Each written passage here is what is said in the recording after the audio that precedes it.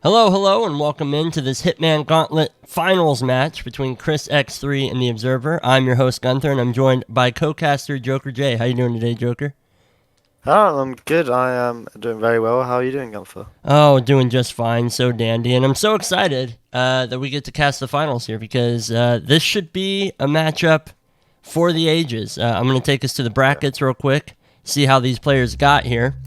So here are the brackets, and we can see Chris has made it to the finals. He was the first finalist here, I suppose, with beating K Kaneda, and then with a forfeited win over Mika to get himself to the finals. The Observer, meanwhile, his first opponent was Yanini. He beat him 3-1. Then he swept Matty Spice 3-0 and is now facing Chris in the finals here. So, the only hiccup really being the forfeit from Mika for Chris to get through round two.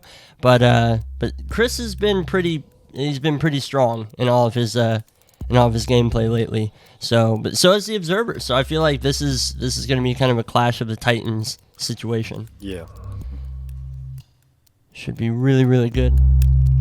I'm looking really, really forward to seeing how this plays out. So we'll get Chris live here very shortly. Our first game type that's up is going to be a Season 1 SASO race. So all main missions from the first season, the players are going to have to play through. Silent Assassin, suit only.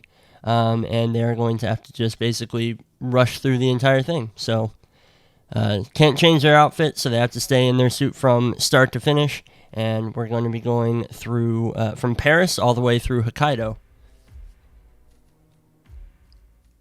Yeah, and I know Observer's been doing a lot of them SASO race things, so although he doesn't play in them, he will have a lot of knowledge from watching people, especially from the likes of like Moo, Danny, who are just so good at these SASO races. I mean, you can see straight away just from his loadout who will be going for that bomb launch and around 40-ish second strat to start from Paris.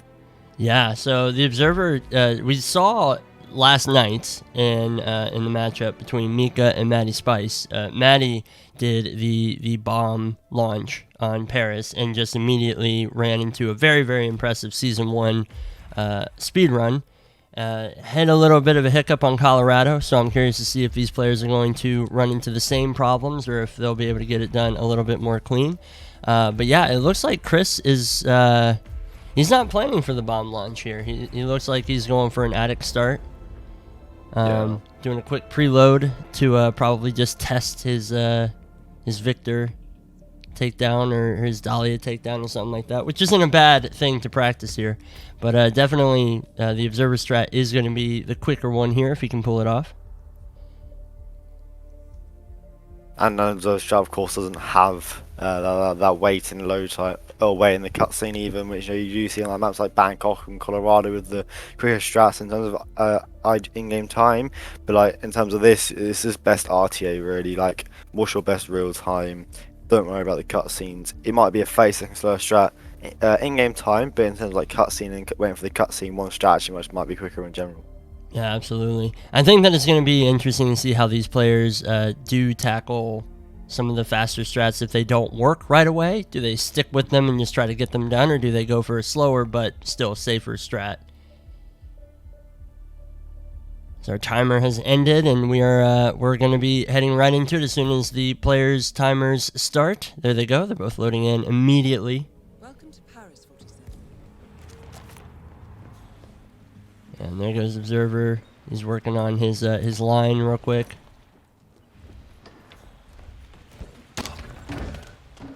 There is the bomb launch.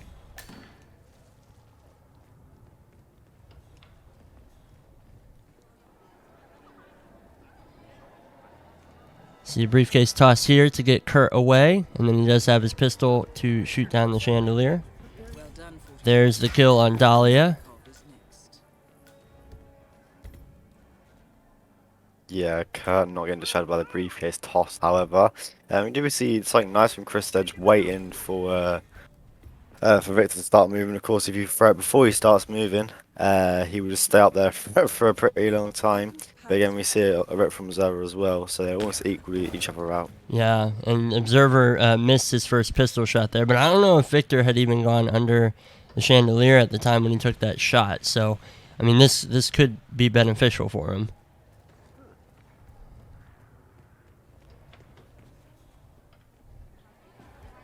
Chris has opted not to bring a breach or anything. He's just going to take this shot at the wench to drop the chandelier. Good work done, 47.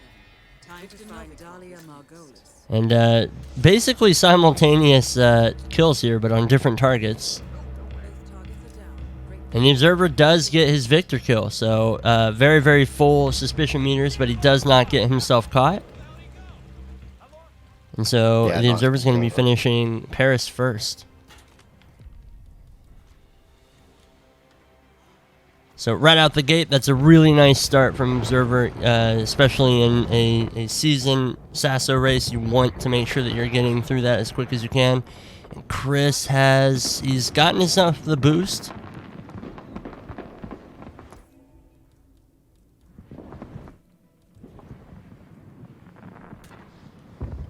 He's done the pistol distraction to move the guard, so he should be able to take the shots on the gas lamp here and get the kill off of Dahlia that way. Ooh, trying to shut that guard as well. I'm guessing that's just so you can run past him slightly easier. But from my knowledge, you can just dip past him right here, so there's a little gap. But yeah, it's normal and risking anything there. So just a nice bit of safety there from Chris. Yeah, absolutely, and just very well played too. Much slower time. I think that Observer wound up getting like a 58 or no, he got like a 50-second something, which was really, really good for him, especially now because he's got himself not a full map lead, but if he can get this run on Sapienza done, then he's definitely in the driver's seat for this. Yeah, straight away we see Chris start ISA safe house, and this is like the quickest strat from Observer you can do. Like in terms of Sapienza, like, if you can get the cliff done right, it's possibly around a 120-ish. And see with cliff will be slightly slow, and there we see the chandelier shot from Observer to get that kill onto Franny. Yeah, very well timed as well with the chandelier shots on the running Francesca underneath the chandelier, and that is really the difficult part of this spin. Roulette on the brain. That's really the difficult part of this run, because you have to. I mean, for the propane flask for Silvio, it's a lot easier to control when exactly you do it, where you take the shot, all that good stuff. Yeah, gotta love the pre-aim. Oh, but he's gonna get spotted taking that shot. I spoke too soon. That was the rough part. So he must have just been peeked around the statue, but I gotta say, like, that was very impressive from Observer, just knowing where that toss was going to land, so he could already be pre-aimed. That is absolutely fantastic. We see Chris as well, just setting up a remote kill, or proximity kill even, onto Dahlia with a taser and the propane, and we'll be getting Silvio, I'm guessing, with the fallen object in the observatory, and before running down and getting the virus. But yeah, and just from where their players are, I would probably say they're still around neck and neck. By the time Chris has this kill and runs down to the caves and gets done with the virus, Observer will be around entering the caves, if not near the exit, really. Yeah. Well, I mean, just the last two maps, we've obviously seen Chris has been taking the slower strategy when it comes to this stuff. But it's, and so in that way, I think that Observer definitely still has the edge, because since they are so neck and neck, we can see the Observer is, he can very easily make up this ground. But as well, Chris is going for way more consistent strats. So even though they're slower, he hasn't restarted his Sapienza, and he's now past the Observer when he started Sapienza after the Observer, and is now heading into our third map, Marrakesh. Ooh, propane a bit wayward, but yeah, manages does to get that kill on Silvio. Now this is the time, so I don't think we saw him smuggling an EMP, so it has to be very good with this cliff run here. Yeah, it's Good looking, has to run a bit further back just to step through. it's looking pretty good. He's just got to make sure he doesn't fall into that water. There he goes. He makes it, and he's in the spot he needs to be for the virus. There's the I don't know how that first one didn't take out the virus, but maintains his composure, and he's going to get to the plane. So yeah, so even though he had what, like 2 restarts there, he still was able to make it through pretty quickly.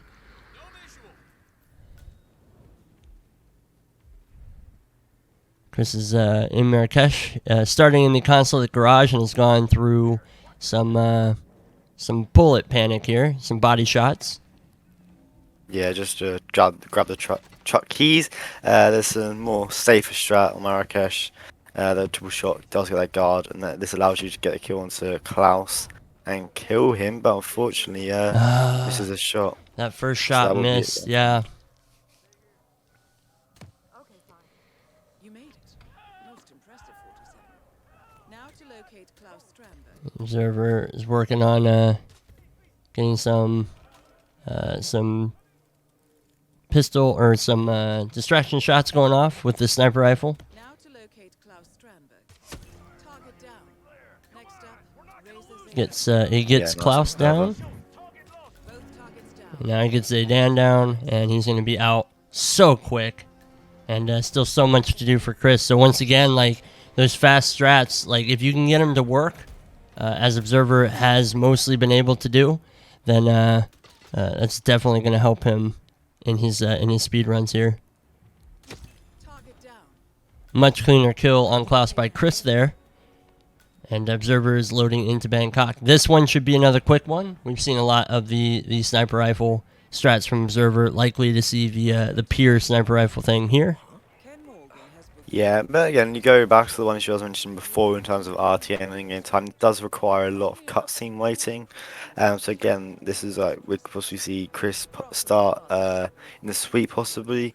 Again, that might be much of a bad choice considering how much cutscene you'd have to wait for this Bangkok. And in the grand scheme of things, it might not be that slower at the end of all. As the pistol panic by Observer. He's clearing out the dock so that he doesn't have to worry about anybody around there. now to locate General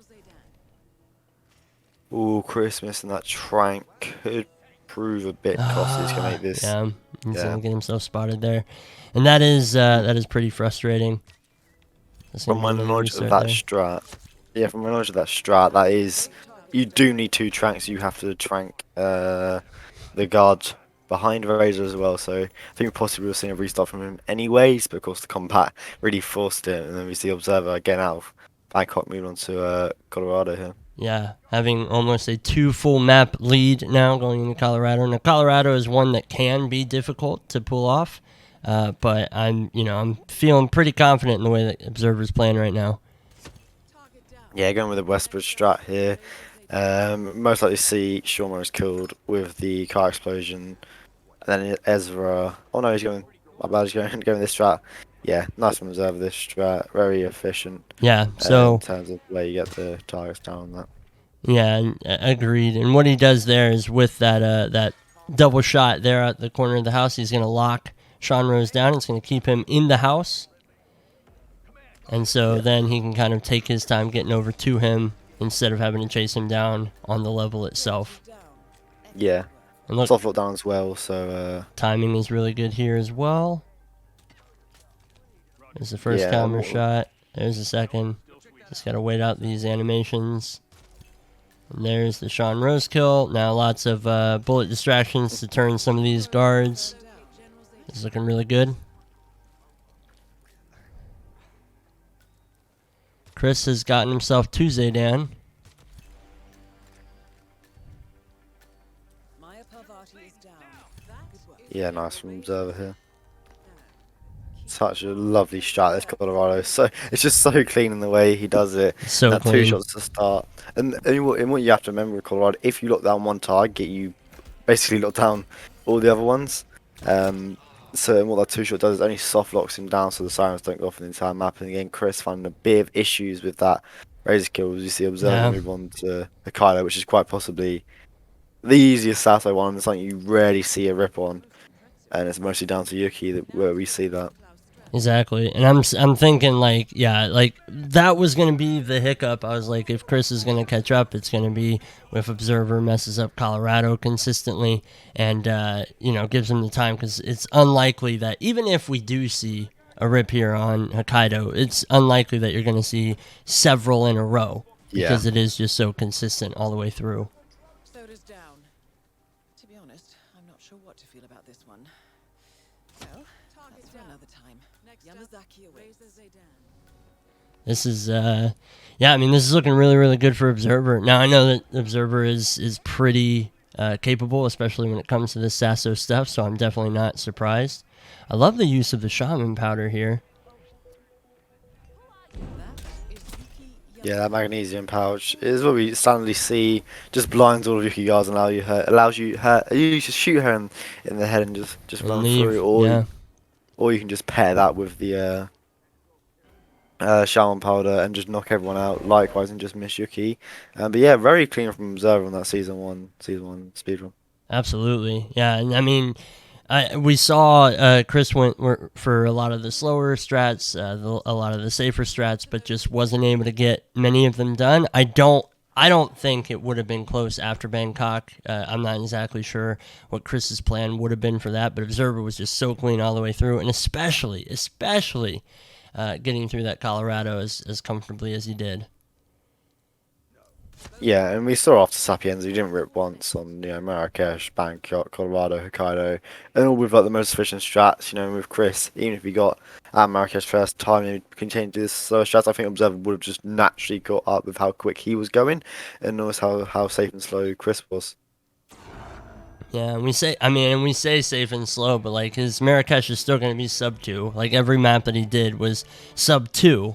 It's just Observer's strats were roughly around 40 seconds for the most part. I mean, Colorado being like his longest one, but very, very clean play from both players all the way through, obviously. Marrakesh being a bit of a stumble block for Chris, but Observer played so cleanly, I don't know if anybody could have been able to beat that. So that is going to be our first game mode done. Observer's going to get a point and is going to lead this series 1-0. It is a 7-round series, and so... we are going to see first to 3.5 points. So best of 7, essentially. And the next one coming up is a contract series, any percent. And so what this means is the players are going to be given a series of contracts, 3 to be precise. They have to go through them and do any percent to complete them as quickly as possible. And the first player to do that wins. Now, any percent means you don't need Silent Assassin. You don't need to complete it successfully. You just need to get out by actually exiting the level and completing the objective. So it's going to be interesting to see how these players go about that, because any percent is obviously a much different way to go about maps strategy-wise than it is for anything SASO-based.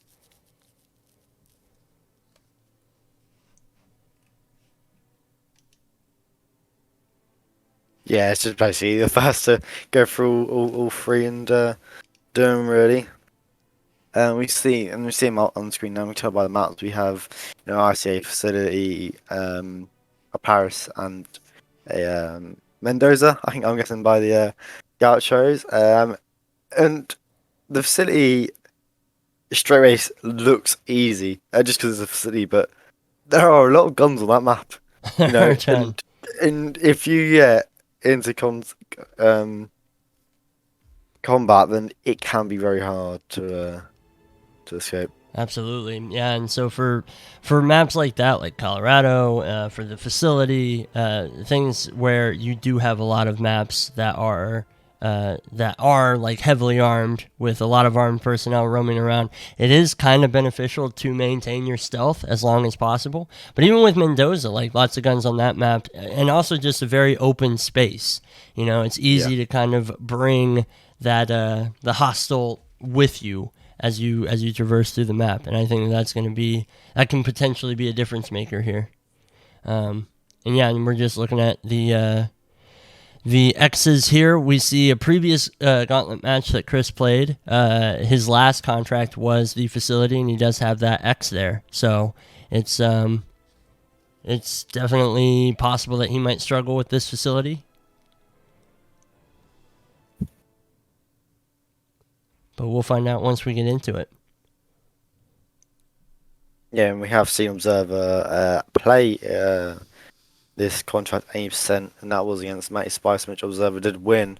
So it does have a bit of, you know, a prior experience in this sort of challenge, if you will.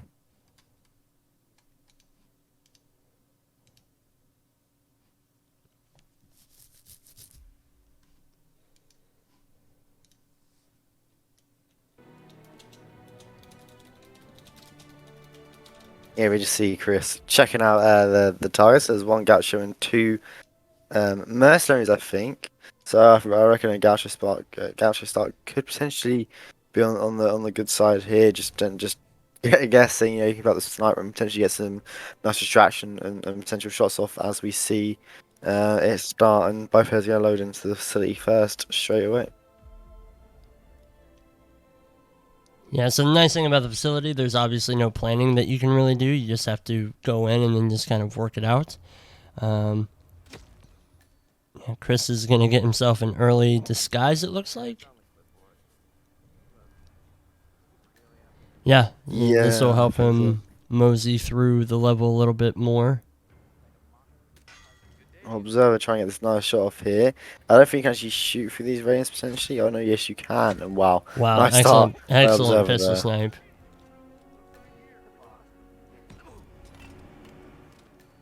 Ooh, gets spot changing disguise as well, so we'll have Yeah, so he's in guns that firing combat. soon. And this is what you Yeah, mentioned just- before, where it yeah. can be so, and now it's just become kind of this his first person or third person shooter where he's now just got to kind of fight his way through the map.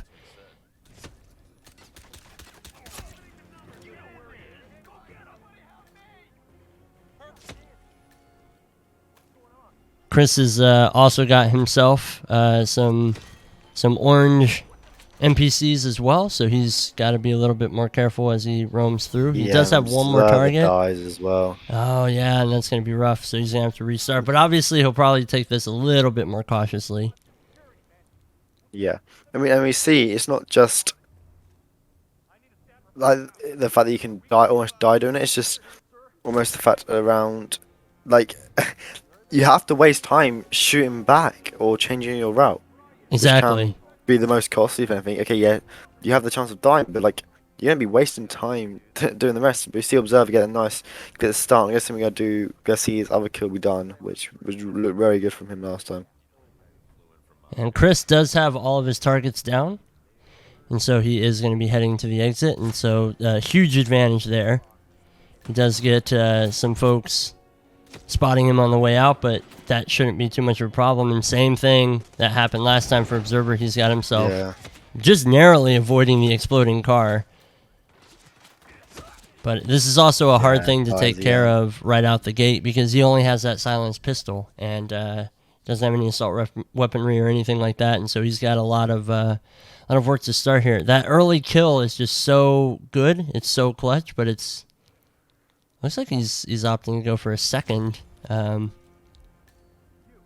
pistol snipe, and that one works out pretty well too. So yeah, pretty good aiming. We found out with Observer through this. He goes for a pistol. He goes for a pistol distraction there on the guard. The guard is going to recognize that as a bullet impact, though. And he gets the disguise off, which he wanted last time. I think that's what it has been riffing him trying to get a disguise so he can get to that final target. Yeah. And this is looking pretty good for Observer. He's not in combat at this stage. He does have two of the targets down. He just has the one left, and this one left isn't panicking. He's just going to be in that one security room with the other guard, or in the locker room, I believe. And so that should be that taken care of. Yeah, and what else makes this facility so hard, as we see from Chris, we've just seen generally a lot of explosives coming through him, like ducks and that, which won't rip you if they, of course, if you get seen, throw them down. But on the facility, of course, it's a forced default loadout. You're forced to start with only a pistol that you can really use for killing. But yeah, Chris going through Paris here. might get combat here, but he can just run straight to the exit, not that far away. Yeah. That worked out really, really well for him, and he's going to be able to get out with about a 117, 118 time, and he is going to be moving on to the third and final contract as well.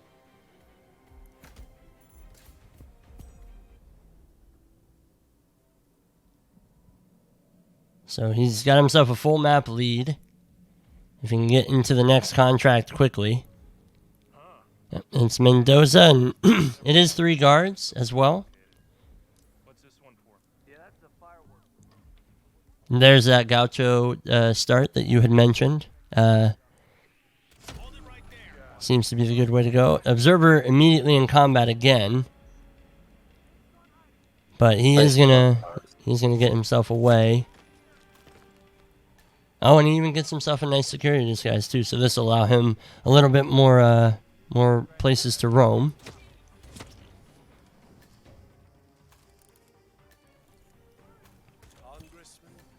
Dude, here we are straight away. We're right. Gaucho just started so good. 2 targets down straight away with that sniper rifle. Yeah, and he'll be out of here well before anybody comes over and sees him. And he's just got the 1 target left.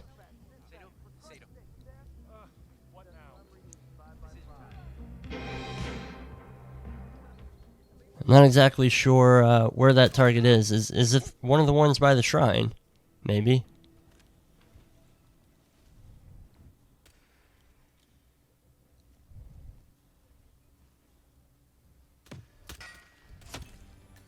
A little bit of mud shotting to open up the door. The Observer, though, is hot on his heels as he's about to finish his Paris run, too.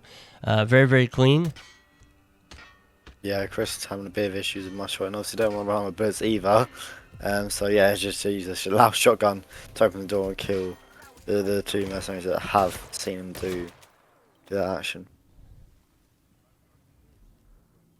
Yeah, it's a good thing that he had that shotgun, and I think that that's exactly what he was holding on to it for. Doesn't go for the disguise change to get into a disguise that allow him around here, but doesn't necessarily need it either. He's got to make sure that he doesn't get spotted on his way through here. And Observer is loading right in as well. He is starting as the SASO chef. I'm not sure if that's just to get some intel on where the targets are, and then we'll get a restart. No, looks like he's just going to go straight in. And what we see from Chris, I think Chris thought that one of this final mercenary was in the basement area, not outside as we see from here. Of course, it does make it easier being able to shoot from all the way here. It's going to be a run to the exit now, which he is pretty far away from one. Probably the boat is probably the closest, if not the car keys. Yeah, and you see him make that disguise change, and now he's heading around to the back of the house. I do think that is going to be a car key exit.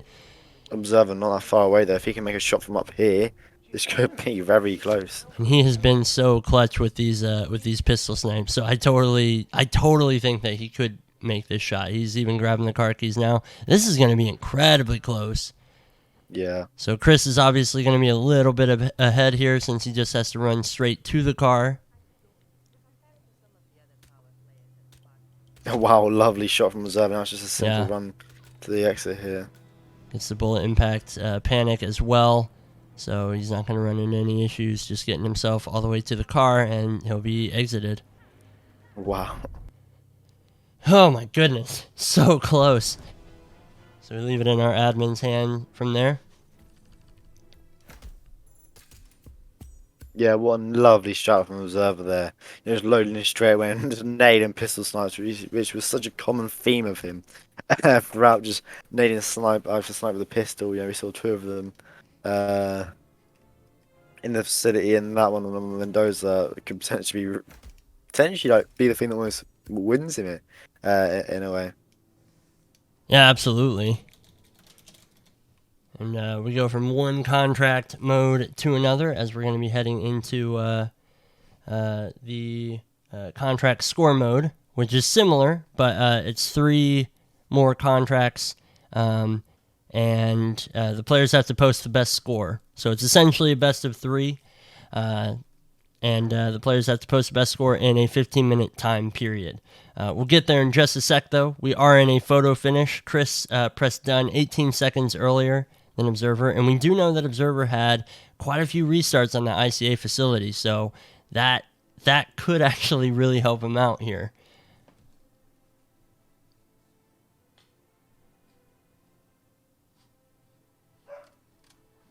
Yeah.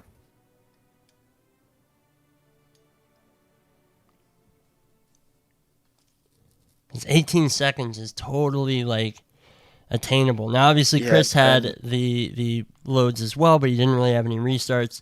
And Observer is running off a very fast hard drive, so it's unlikely. I don't know that he'll make up 18 whole seconds just with the extra 3 restarts or so that he had on the ICA facility. But we will see, because how big would it be going into another contract series ahead 2-0, you know? Exactly. But, just the mental state of Observer be like, hey, I'm 2 ahead. Let me down. I think Observer is very well practiced, especially the speed runs and these 80% runs. How quickly his head just almost turns and just thinks of the Chris shot immediately. It's just insane from Observer. Like we saw with Mendoza there and the 2 pistol snipes on the city.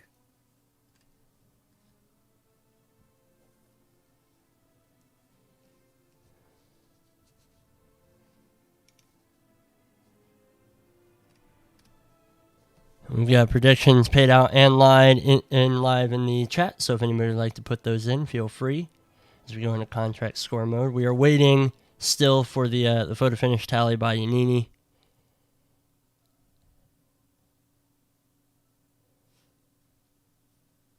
Yeah, I am very curious to see how this is going to be, because it could potentially even be a draw if it's within a certain period of time. For a photo finish that it's just issued a draw, and we could see. I mean, I don't know what the best case scenario. Obviously, for Chris, he's going to want to win this to even it out before they go into the remaining game modes. But a draw also isn't the end of the world for him either, because it still keeps him within that 1-point margin. An Observer definitely would want to win this, because 2-0 is going to be big going into the third and almost kind of midpoint of the match. But yeah, we have a series of contracts modes coming up, with the score mode coming up, followed by a random contract as well.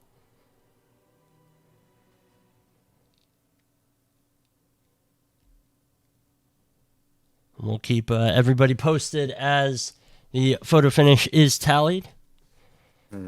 I am absolutely impressed with the amount of pistol snipes that the Observer ran with there, especially given the aiming mechanics in Hitman 3, just how different it is from 2016, where pistol sniping isn't necessarily the easiest thing to pull off consistently.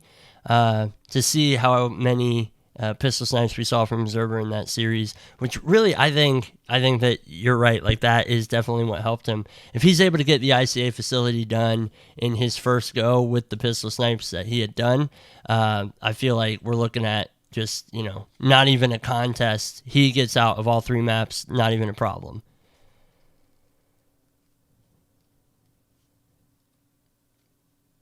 It's one of those things where when it works, but it doesn't always work.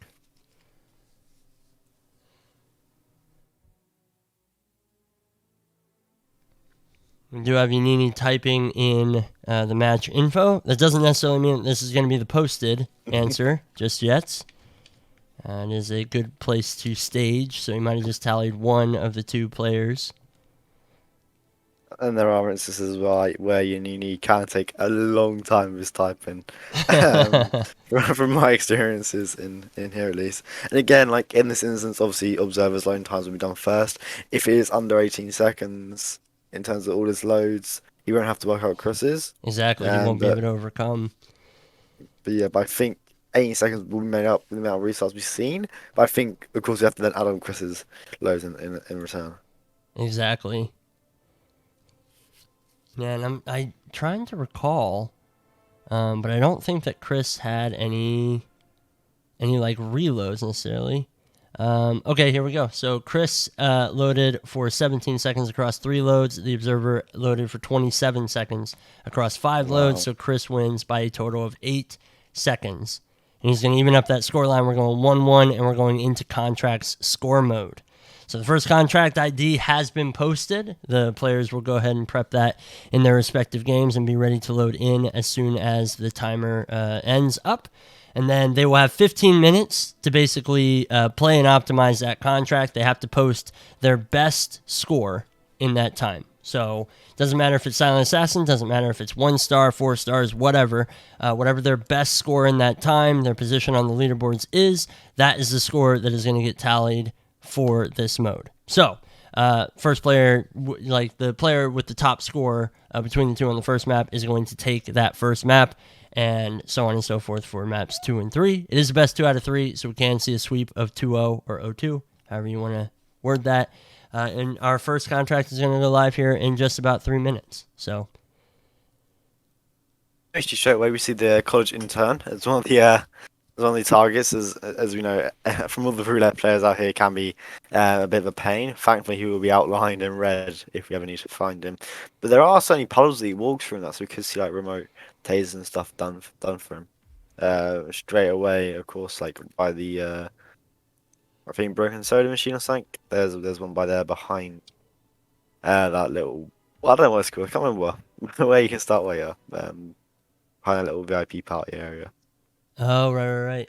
Yeah, I'm curious to see how they go about this, because obviously with a lot of these score mode things, if you have a bunch of guards on your map, you can do things like set tasers for them to pick up, make it a little bit easier on you. But I don't think that any of these are guards. I have to look at what the targets are again. Soldier. There's one soldier. Okay.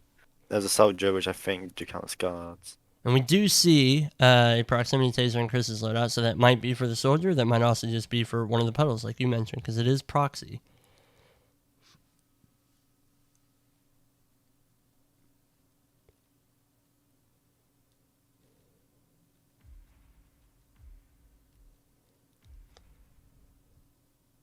And Chris is he's still messing around with his planning here too.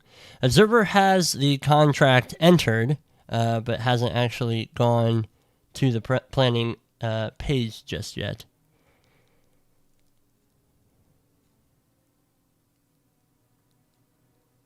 Yeah, I don't know what the rules are around that. If you are allowed to look into that initial planning screen or not. You are. I just don't believe you aren't allowed to load in. Yeah.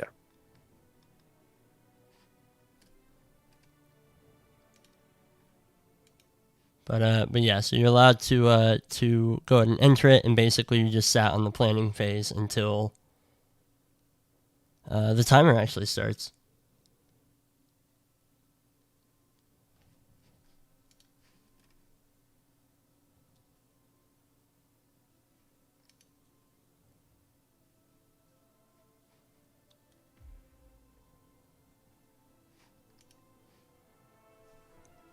All right, we just got under 45 seconds left until our contracts go live, and the players are able to head in and attempt to get this stuff done. So very exciting to see, and let's see who can pull ahead, or if we're going to see another draw. Unlikely.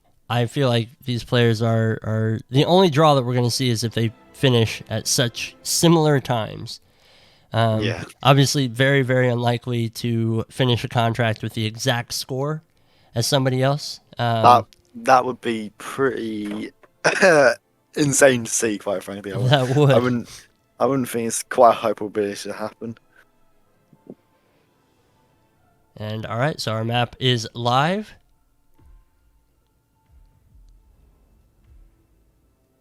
And Chris, since Chris was able to do the planning, he's able to just load right in. He already feels pretty confident with where exactly he has to go. Observer not entering the planning page until just then.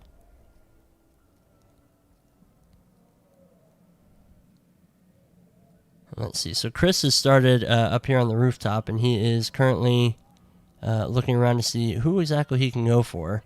With a little bit of a whoosh there, he is going to go ahead and restart. And get back into the map.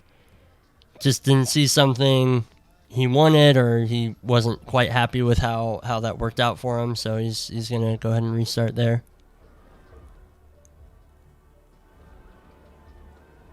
Yeah, and the joy of this, you do have, you know, that 15 minutes, so there's not much time pressure when you do it first time and all that.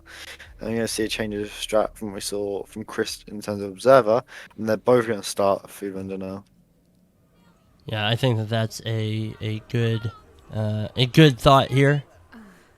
Is the breaching charge from Observer, and we do see a propane flask as well over on Chris's side of things, and he does have the soldier right out here. Does a toss. There is the explosive kill by Observer, but he does kill a few non-targets as well. This looks like he's just going to be running through and kind of getting a feel for how all this stuff goes. Chris with the early electrocution kill there, using the taser. He's got one target down, and he's still maintaining his green guns.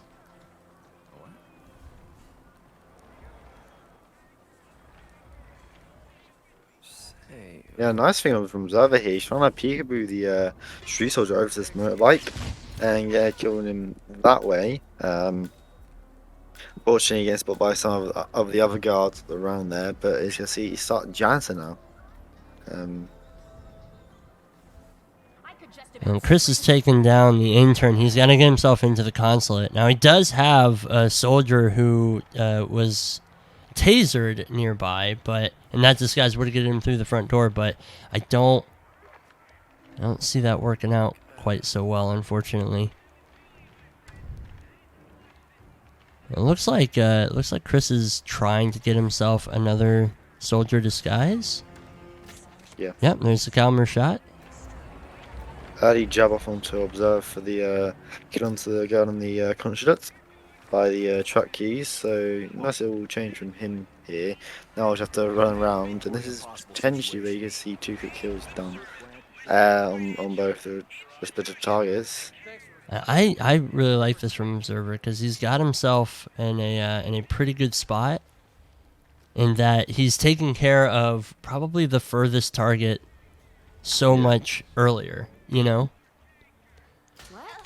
I think what we're trying to see from Observer here is just a way of trying to get this guy down, even in an accidental way in terms of the motorbikes without anyone else dying, or just by himself. There's just so many eyes at this, but it's fun and always finding it hard. And we see Chris, however, with that militia soldier, can just run straight into the consulate and get that kill off. But a body found. Oh, Red guns, that would be a restart. somebody must have wandered into that room after the fact. And you see the consulate restart here. Yeah. So it's thinking the same thing. Chap as well. I mean, his timing should be pretty good, and with 11 minutes left, both players have an idea for how they want to go about this. I'm curious to see, because now, once you get to a certain stage in these Hitman tournaments, you do see a lot of like-minded play styles, and so I'm wondering how close the strats from these two players are going to be. Yeah, we the Observer bringing breaching 2 jabs. I think the other jab will be for the soldier, and we probably see a drive-by on the intern. I would be my one guess with the session of the breacher. Yeah. Or possibly, it's a weird one to guess here. Could you use a breacher for the motorbikes? Possibly, but then it would be hard to get that jab off onto the consulate intern. Yeah, and well, I mean, as it looks like, nice change as well. Prox taser, so that guy will pick up the prox taser and die from it. yeah, that's very, very nice. And now Chris just has the intern, and he didn't drive by last time, but he does have another taser, and so he'll grab this propane flask from the food vendor area here. Yeah, and, nice from Chris there. Won't get a drive-by per se, but he will be able to get the explosive accident kill on the intern. Observer with another restart as well, getting himself back into it. But definitely has the right idea. I really like the breacher use here. What the hell? There is the third and final kill over from Chris, and he is right by kind of that main entrance start. for the exit, and so that is where he's going to be pushing his way through the crowd too. And so he'll post a sub 2-minute run. Obviously, can be optimized, but I really like the approach here, and he's got himself a Silent Assassin score that is pretty solid to post.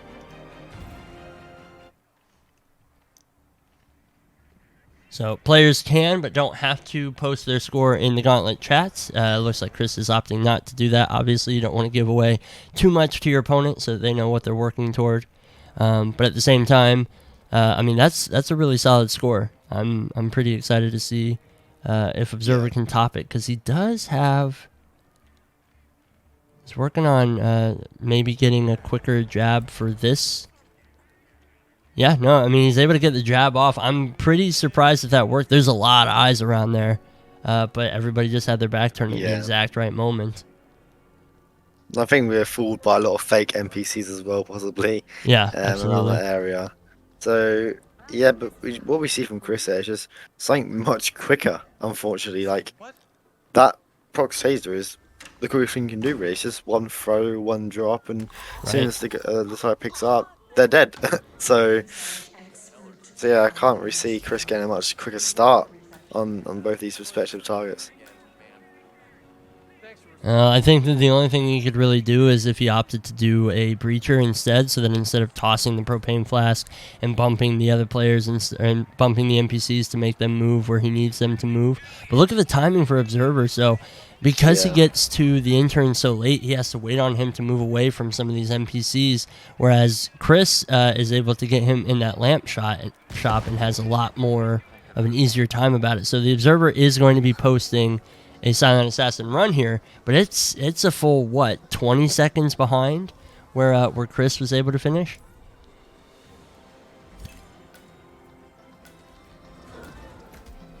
Players are going to be able to see the leaderboards as well, and they both are on.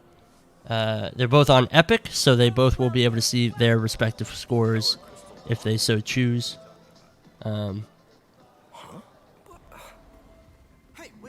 And yeah, we see Observer is posting it in the Gauntlet chat as well, so that is available. There's the kill by Chris, and he's going to post an even faster time this time around. Good day to you, sir. Yeah, and we see that even to Observer's quick time is still, a 35-second gap, Yeah. I'd say. And of course, both of them being on the same platform, I think, the same ID. Observer, even without looking at Discord, we'll see that Chris is ahead of him. So Yeah. there's obviously going to be that mental thing on Observer's head that he doesn't look at Discord, which he probably will just submit that score.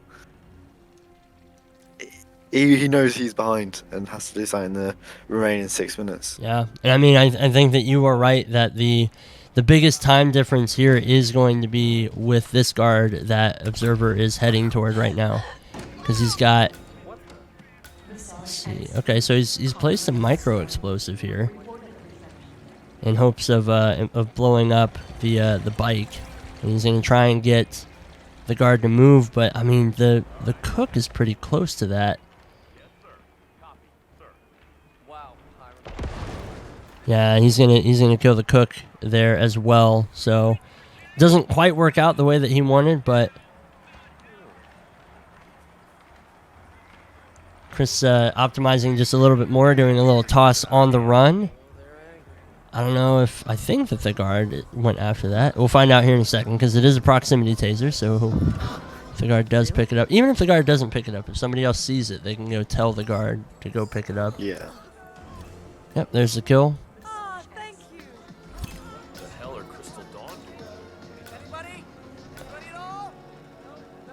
And look here, Chris is he's gotten here so quickly. He's actually well ahead of the intern here, and he's gonna restart because the intern just wasn't moving where he needed him to move. Well, I don't think there is going to be a quicker way from this. I genuinely don't. I can't see a quicker method of this. Of course, playing cutscene might change some things, but like in the grand scheme of things, Observer will probably have to do that proc taser kill to try and compete with Chris's strat here and basically mirror it. Just these kills here are nice, but getting NTKs unfortunately just too slow. although they are still so like sub 2, but yeah. Yeah, slow is one of those terms where it's like, yeah, they're technically slower, but honestly, like both players, because of the way they've routed this, they are very beholden to the intern's timing, and because the intern is in the crowded place and they're opting to go for an accidental kill, they have to just kind of take that. They have to just understand, all right, I just need to optimize this so I'm right next to the intern when I need to be next to the intern.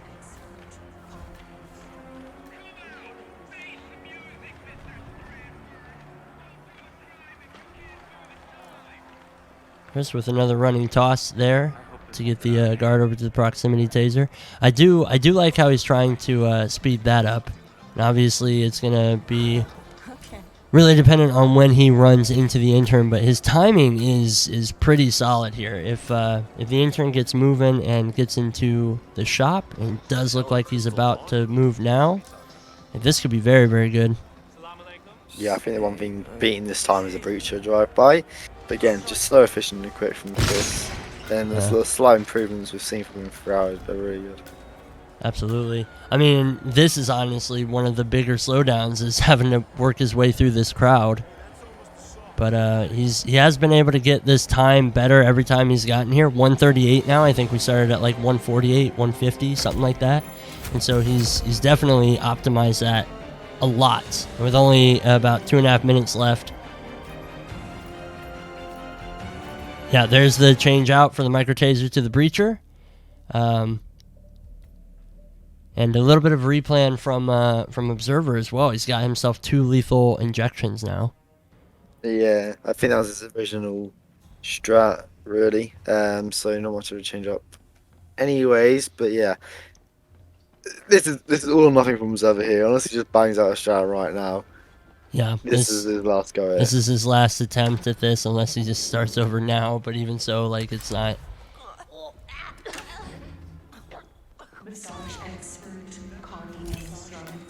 There are nice kills, and I mean, we see like almost identical timings for this first part.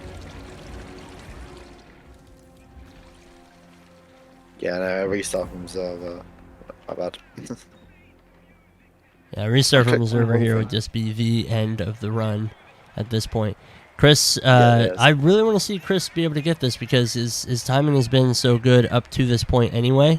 And the fact that he's got himself that breacher instead, like, he could speed it up by even a couple more seconds. So I've seen so many time saves now. He's just taking a shorter route and getting this throw off onto the proc taser, and that it's just, he's optimized this so well, like, and changed it up so much. It's really good. Yeah, everything is on the way. And look at this timing. The intern just spinning right now, heading into the lamp shop. He even is going to get the bump off early. There's the drop for the breacher. There's the explosive kill. And he's already ahead of where he was last time by about 5 seconds or so. If he can get through this crowd easy, then yeah, he's going to post himself almost. I'm wondering if he's getting caught up on the crowd a little bit here. But 135. Yeah, I mean, not bad at all, is it? No, not at all. Not for 15 minutes of optimization. And with the score of 197,329, I think that it's safe to assume that that's going to beat Observer's 191,464. And so our first contract should go to Chris.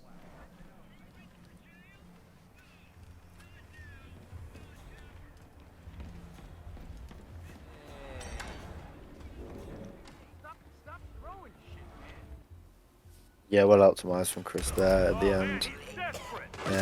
What is it? 3 minute starts, and we saw Observer try and sweat. He had the right to do Observer. You know, all the breaches couldn't get that Mr. Soldier sorted out. I think if he realised about the taser, we would have been in for a close one there. But yeah, Chris has managed to optimize his strat so well. Yeah. Towards the end there, and get 135 is just really good. He barely broke stride. I think that's what was the most impressive part, is he was able to, as soon as he got into it, he just started going, and everything was on the way.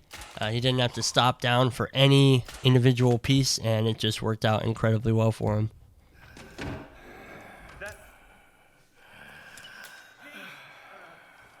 try some first aid. Do me a favor. So that is going to be our first contract down. Contract 2 will be live here in just a couple minutes.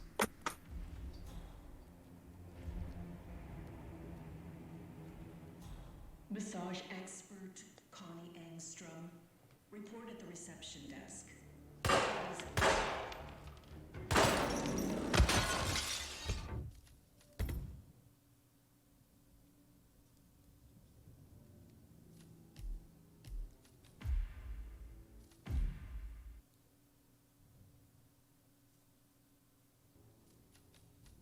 And yeah, judging by what we see from Chris's screen, it is going to be a Mumbai thing next. All three of the guards were released from the Bollywood and the elite thug there. We see a thug, Queen's gun and Queen's bodyguard. And initially, Chris going for the thug start straight away. You would assume he'd be up in that area, but you never know. They could be anywhere in the slums, really. That is true. Yeah, and it could even be one of the street enforcers, which would be the worst thing to have to deal with. But the fact that that you do have a potential for multiple tasers here, really makes the optimization. You could use three tasers. Exactly. In a way, you could use three tasers. Exactly. So, and even though they won't pick up the micro, we did see last night, just good use of a puddle will let you bring in that micro taser or that EMP just to get that spark off. Again, of course, car batches on the map as well, and some areas, and you might want to save a loadout slot just for coins for a quick taxi exit. That's true. So that could really be like the difference here. If you have them coins, you could have the exact same timings. Like if you have them coins, you could have the very impressive lead. And I'm very excited to see how this one goes. Only 8 seconds until the players load in. And if Chris is able to win this, then he is going to take this game mode off and go up 2-1. If Observer is able to win this, then our contract score mode is tied and we'll go to a third contract. And whoever wins that one is going to be the victor here. So Observer doing his quick replan here. He's got himself a taser. And he's bringing in a lethal syringe as well. It seems kind of his default here, which is pretty solid. He's starting next to the taxi. Hasn't smuggled anything in. Chris has started on the hill, and he's just taking a look at where his targets are. They are pretty far away. Okay, so I think that is the thug that is by the lead actor, when he gets sick. Yeah, judging by it as well. There is, from my knowledge, there are a couple of explosive things like a motorbike and them. What is it? It's like a trailer full of gas canisters, I'd call it. So they could be used. So that could be like a software breacher potentially. So you can do the two tasers on the other guards. The Observer is opting to start in the Charles.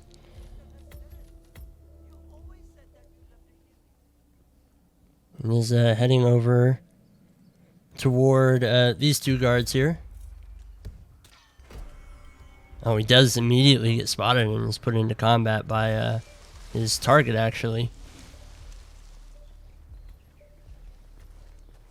So that doesn't work out too well for him, but he is going to go ahead and just do a quick restart here. There is the toss for the proximity taser by Chris, so that should be one of the guards down. If indeed he goes and picks it up, which he should here. So very, very quick thinking by Chris to another spot from Observer. I'm not even seeing or hearing the whoosh. Doesn't look like that. I'm not sure if that guard picked up the proximity taser or not. It might have landed in the bushes, and he might just not have found it. Yeah, I think it would have died by now. But I think Chris is almost like does not care if he has the kills, just like trying to experiment with what he can route straight away. Right. Yeah. But as we see, the targets are very spread out. They are. And so that's going to be the big part, is how do you get around the map easily, and the fact that like once you do that, where's your exit? So yeah, so he's not too far, but just the winding path that he's got to take in order to get over to this thug. Observer does post his first kill here. Yeah, nice trank shot as well, so he's good with his tranks. As well as his pistol snipes. And the Chills does give a nice central position for this. Of course, you are by that thug as well that we were talking about earlier. And it's not that far away from the bodyguard either. So it could be potentially quick from Observer. It's me. It is imperative you notify Oh, Chris with the timing up here. If he can get up here at a decent timing, he's got himself in a pretty good spot. I want to point out just how good of a decision that was by Chris. It doesn't quite work out for him, I don't think, but when he gets up there, he starts bringing the body down, but he doesn't wind up knocking him out or killing him until the Calmer animation finishes. I think that was to avoid getting red guns. I think that he did eventually get him spotted, or he got spotted doing the illegal action, and that might have been what got him the red guns. I'm not entirely sure, but regardless, like that's good game knowledge right there. Yeah, we get to see Observer now swap to the 7th start, so back to that position where both players have the same start and probably the same strat, but I still don't think Observer's realised about the taser kills. And yeah, I think he's trying to get this done with a fallen object essentially. But is he drop a taser? That's an illegal thing, so he probably will get that's what I suspect would have happened. Of course, being an illegal item, if you just drop an illegal item in front of a guard or someone, they will rip you. There's a difference here. What we see from Chris, we see him throw it instead. Yeah, we see him throw it from a concealed position too, so he doesn't have any risk of getting spotted here, which is really beneficial. And he's changed up his route. He's going a quicker way. There is the falling object kill by Observer though. And so he still has his taser if that's what he wants to go for on one of the other targets.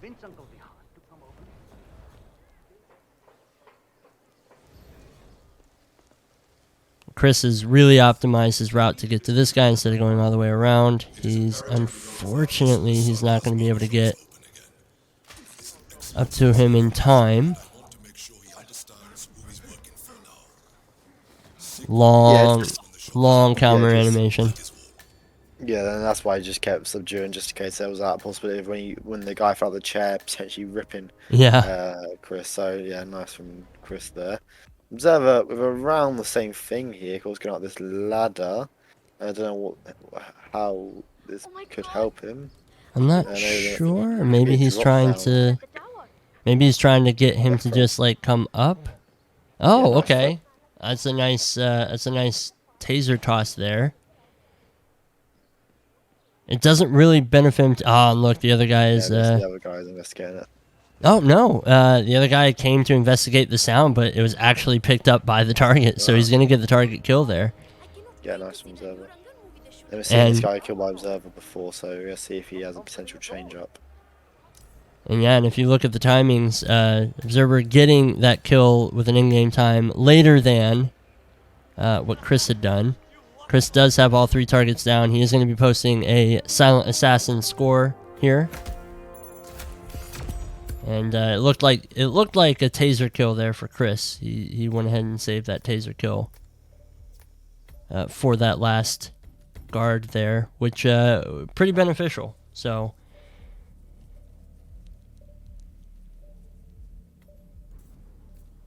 Observer is swapping out the tasers, so he's got himself a proximity taser and a remote taser.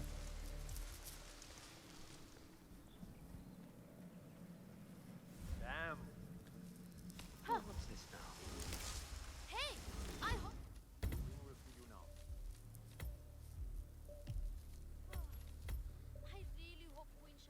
I think, if I'm not wrong with what I just saw, Chris just did a replan to bring some coins in his smuggle. Yeah, and that's what I mentioned earlier with the taxi exits being a thing where everyone thinks it's quicker to have that taxi exit right there, other than the other one. Yeah, absolutely. He just does wait. He waits for that final kill as well with a taser throw, as well. So that's probably why he thinks the taxi exit will be more efficient than just waiting to that standard Then the start one. And let's see what he goes for the second target, because I really like what the Observer figured out with doing the toss from the bridge. And It's the same thing from Chris here. He might realise here potentially. Maybe, yes. yeah, he's thinking about it. Movement. Yeah, I think he's realised now he can get it off. And now he has, but the thing is with Chris now, he has that run and very a quick run down.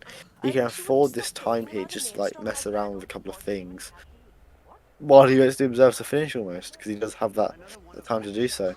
Exactly. It's really a commanding place to be, and I think that that's something that I really appreciate from Chris's play here is he did take his time with that first one to make sure. Oh, but look at what the Observer's got. He just did another pistol snipe, as we've seen from him multiple times in the past. Pistol snipe on the falling object for the guard, which, you know, if he can figure out like a good route to it and he can figure out good timing, like this is likely to be a taser toss here. What the hell? What the shit? And then he's got one more taser for the final guard. And yeah, I mean his timings here are going to be incredible. He's got to worry about this Street Enforcer. It's a bit of a whoosh there, but he should be fine. Yeah, now Observer only has the one laundry guard left. So doesn't have the kill on the thug, so I'm wondering if he just didn't go for the taser. Yeah, to toss that guy as well. Yeah, but if he gets does that, investigate as well. if he gets that done, he can have all 3 kills down by the minute 20 mark. There's one of the kills. Now he can just head himself over to an exit. Yeah, so this time should actually beat Chris's, and now Chris is going to be, he's going to need to post a better time in order to catch back up. What's this?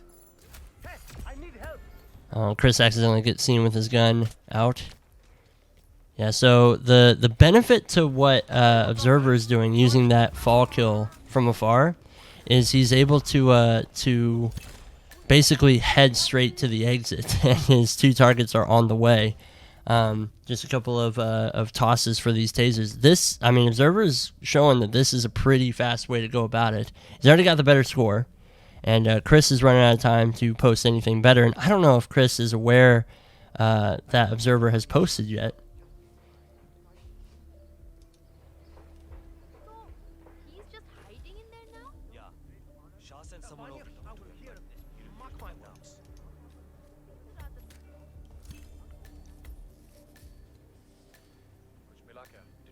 Observer once again with a fall kill. This one even faster than last time. And the other 2 are literally going to move on his tossed tasers. So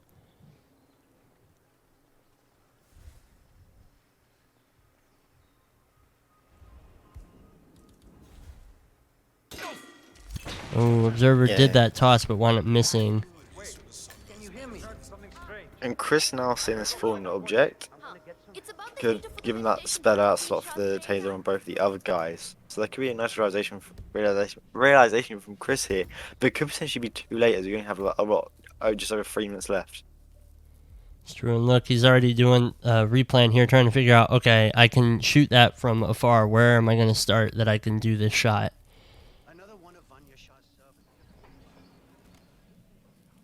And the Observer has coins as well, so he's looking to go for the taxi exit. So the benefit that Observer has here is he's already kind of run this, and now it's just a matter of figuring out where exactly he's got to go.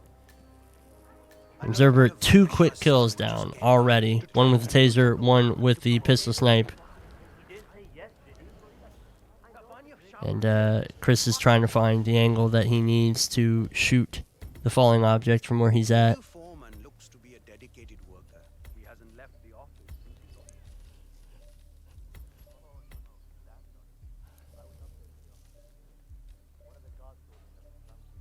And look at Observer's timing here. So it's gonna be a little bit of time before that guard picks up the taser.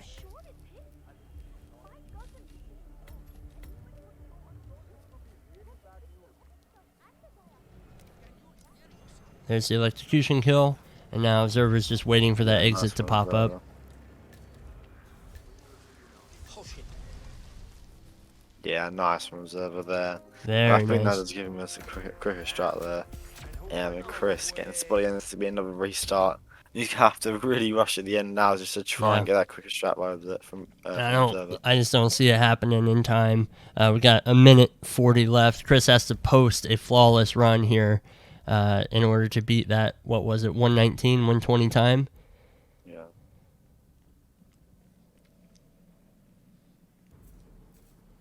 Another one of Vanya Shah's servants. Hey! So, he's just hiding in there now? Yeah. Shah sent someone over to talk to him. What the hell?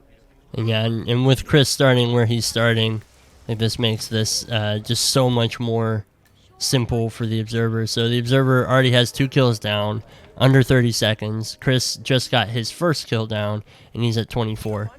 You know, it's looking so much more friendly for Observer here. Oh my god, I cannot wait Another to see one the of new Vanya Gunther Shah's show. servants just came by to try to convince Uncle Vihan to come over.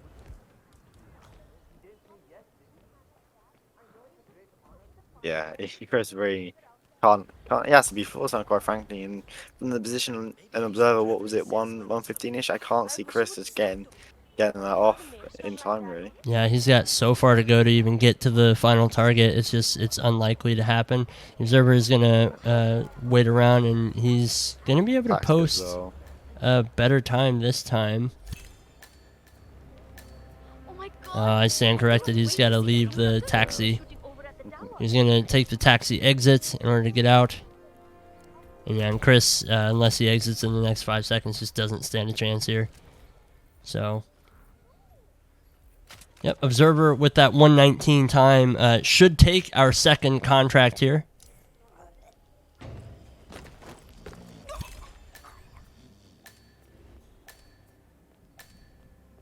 And just excellent thinking in order to figure out how to get these kills remotely. You know, I mean, he did such a nice job of really optimizing to make it so that it was as straight a shot as possible to get to the exit, and just very, very well played all the way through. Chris obviously figuring it out quick and does post a better score there at the end. He's going to check the leaderboards and see that the Observer has posted a 119, and that is going to be too big of a deficit to overcome. So full 28 seconds. It's very interesting to see the evolution of the players' thinking as well, because Chris did start with the Vanya servant start much earlier, and then Observer decided to go for the suit to be able to get that remote falling object kill, and Chris did change to the suit. Couldn't quite figure out the angle that he needed to get to take that shot. Decided that it wasn't worth play testing, especially with only a couple minutes left in the timer. And because of that, he went ahead and went back to the Vanya servant disguise, but there's just no way to catch up that amount of time that Observer had on him at that point.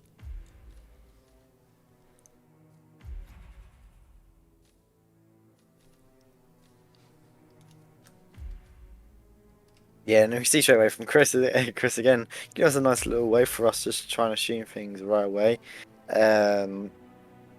Could be on Dubai. I think we only saw one guard, so there's only that one possibility for that taser. One being an event staff and one being penthouse staff. So again, could be very spread out.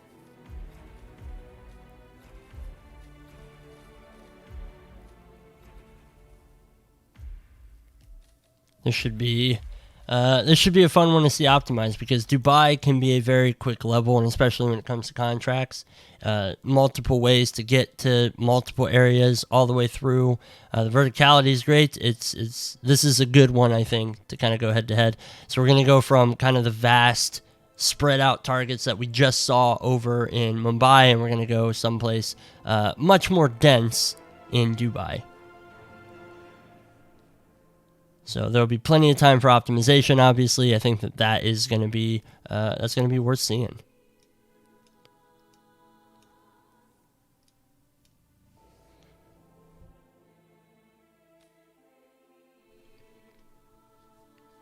I'm excited to see this mode go to the full 3 contracts. So these players have been pretty neck and neck all the way through.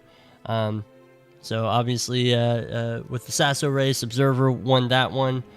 With the contract series, any percent, Chris won that one. But then this, we're tied going into our third. So whoever takes this is going to go up 2-1. Chris immediately loading in with that penthouse start. Yeah, and I think if he continues to hold that, he will wait the cutscene just to avoid that little time waste at the start there. Of course, the cutscene, just waiting that out will affect you and not have to have that put onto your in-game time. Yeah, absolutely.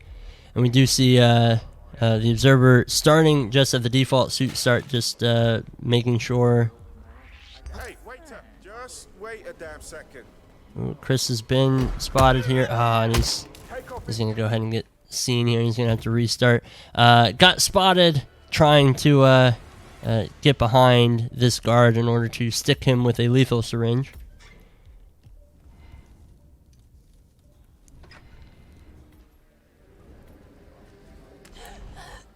The Observer just with a very open syringe poke there. That was very cool. Risky indeed, yeah. He knows that timing, though. He has to know that timing, and that really pays off for him. We'll try and mud shot as well here. Yeah, he does manage to get it. Takes a couple of goes.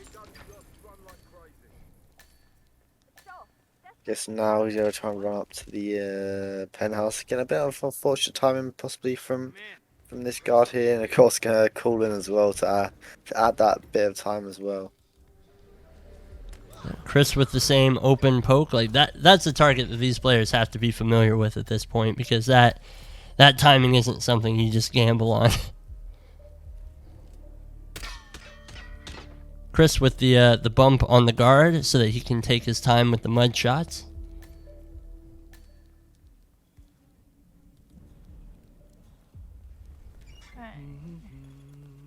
He'll grab himself a maintenance disguise here.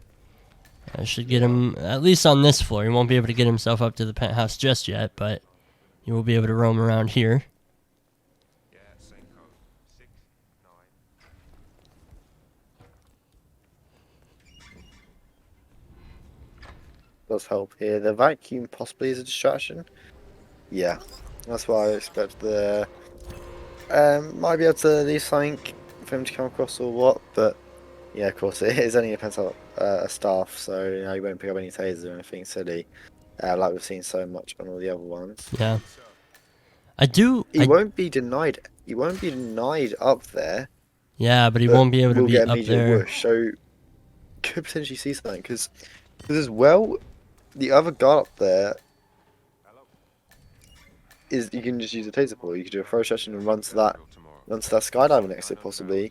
But if of course, if you kill this guy in this way, you might as well grab a disguise and get a safer method up. And with this final guy up here, you know, that's true. Taser could be another option for one of these guards. Stay down, people. Yeah, very true. And I think that we're seeing, you know, some of the ways that these targets are laid out too. It's interesting that they are. Because Chris initially started at the top of the level and worked his way down. Decided that timing didn't quite work out for him. I quite like the idea that you have where, you know, get that kill and then make your way over to the skydiving exit. The Observer does have a disguise that's going to get him a lot more places in this level. Yeah. How are you, sir? I think we've seen the standard strat now. Like, starting that screen, get that vent stuff straight away and then run up here. And now it's just going to be interesting to see what they do for these types respectively. And Observer's just going to drop a prox taser and run to the exit, which I think now he's realised could probably be the skydiving one. He's gone up a level. I don't know if that was intentional or not, but now he's coming back down. Oh, and he walked into the puddle as the taser is still going off, and that's going to actually kill him there. So he's going to have to start over again. All right, I mean, it's not the first time we've seen a player die to a taser in this map. Didn't expect that. Thought the animation was over, so I am. That did shock me quite a bit. I don't mean that as a pun. I would have chosen a different word if I was a smarter man. Alright, gather up. This is Freestyle.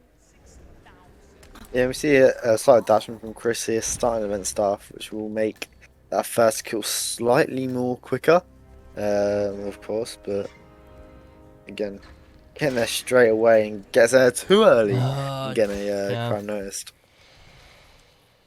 So the man in the tie comes up there. But again, you Observer. can see this. You see Observer getting a trank off onto this guy for that grab. But is he going to get spotted, yeah, as he finishes his disguise change animation there. So definitely feeling the nerves from both players. By this point, like a player had posted a run. I'm surprised that we haven't really seen like a Silent Assassin run posted just yet between either of these two Observer players. was close. Observer was close, but that's the right idea. I think these respective stars don't make much of a time difference. I think you have to wait for her to get there to have that jab opportunity.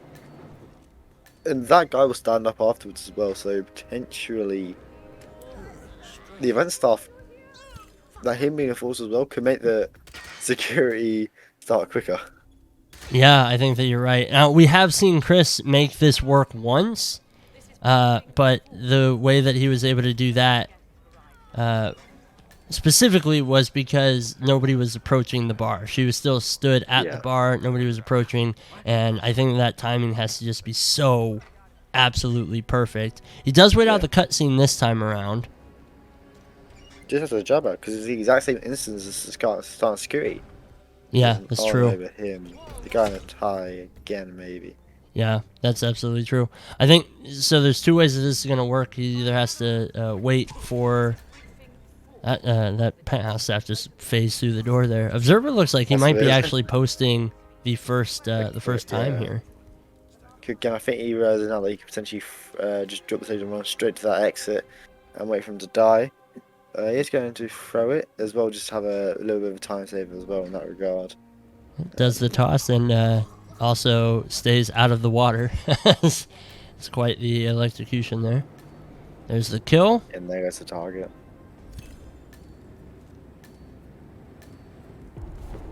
Yeah, it's going to be a 145 from there as well.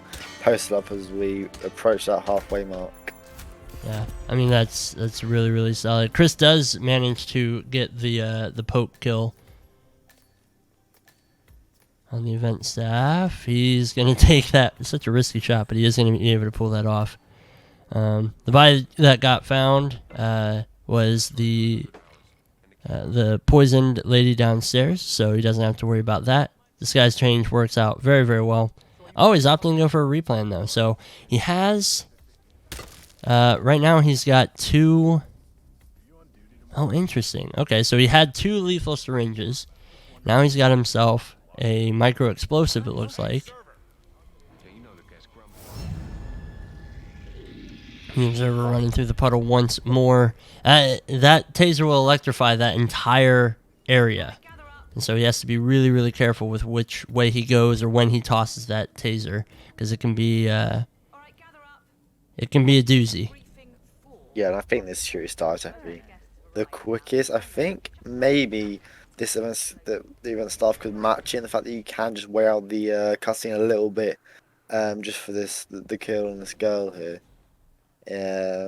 But again, Chris has not yet got up to the penthouse yet. Whereas we've seen Observer get up there and been in that situation, so just really trying to what Chris does next, really, and how he goes around all this and where he goes. And that's the thing, like, because Chris was on his way up to the penthouse that last one, and then wound up stopping so that he could do the pre-plan or the replan here. So yeah, Chris here has to be careful, because if he gets there a bit late, England's bodyguard might spot him. Oh wow! Wow, that was so close. Oh, the body found's on the target actually, so it's not that bad. Loops around and wastes a bit of time. It's gonna have. So what's he? He's a vacuum there. Yeah. And he's got himself the proximity taser as well, and he's dropped. This is gonna be risky. So he's dropped an explosive, it looks Oh, like. ooh. This he has to be quick. If this from here works. onwards. Of course, he can potentially wait a little because the guy will be turning off the vacuum cleaner, but I can't see this kill being quick enough. Quite frankly. Yeah, I don't know how long he's gonna be at the vacuum cleaner. Yeah, there The he explosion didn't even get him either, so... Yeah, I like his thinking. I do, but I don't know how feasible this is. Like, he's going to need to place that explosive right at the right spot. I mean, you might just be more suited with, like, a duck or something, you know? Even put it in the corner and have the NPC go for the duck after he's turned off the vacuum cleaner. Observer with the toss distraction as well is just so much quicker. Hello, sir. Chris does have the early poison kill down, though.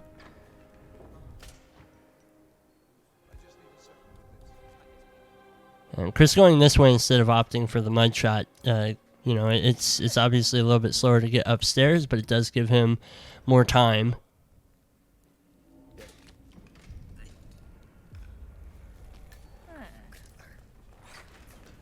There's a disguise change. Let's see if he's able to get this timing to work out for him.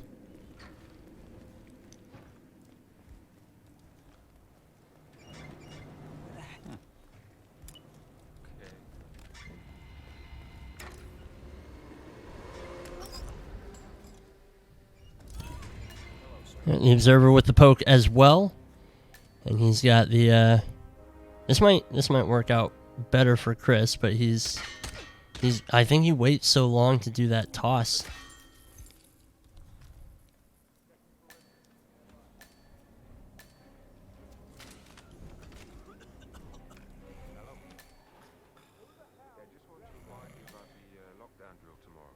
That's right, 900 hours. And the key Yeah, cards are- I think what will make this whoever wins this contract really is who has like a kill in the penthouse stuff. If Chris can make this a remote kill onto him, Yeah. this could probably be Chris taking it really. Yeah, but he's got to make it work, and he's only got 2 minutes and 40 seconds to figure it out. I mean, it's such a risky play, and I'm not entirely sure if this is going to work as well as he needs it to. I think he needs to opt to use a bigger explosive for the individual. Oh, look at this. Okay, so Observer is going to use a calmer on one of the guards. Oh, okay. So he's going to use the calmer, and then he's just going to go for the shot. But those two are definitely going to see that, so that's going to be a restart from him. I liked using that that idea to make that go faster.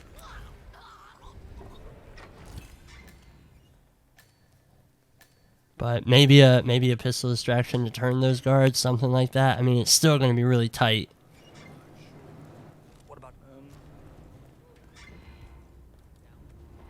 But this is crunch time. We're coming down to the wire here.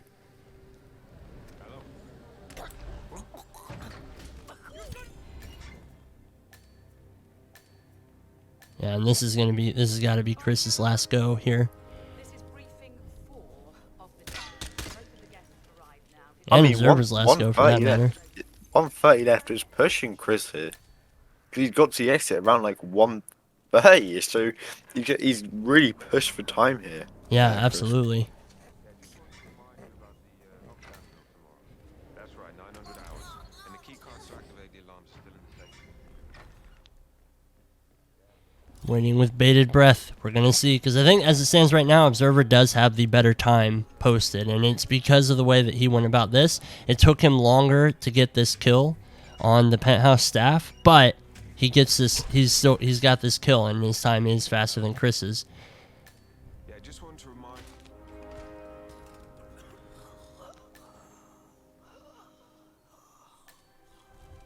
Chris changing up his route just a little bit too to try and shave off as many seconds as possible.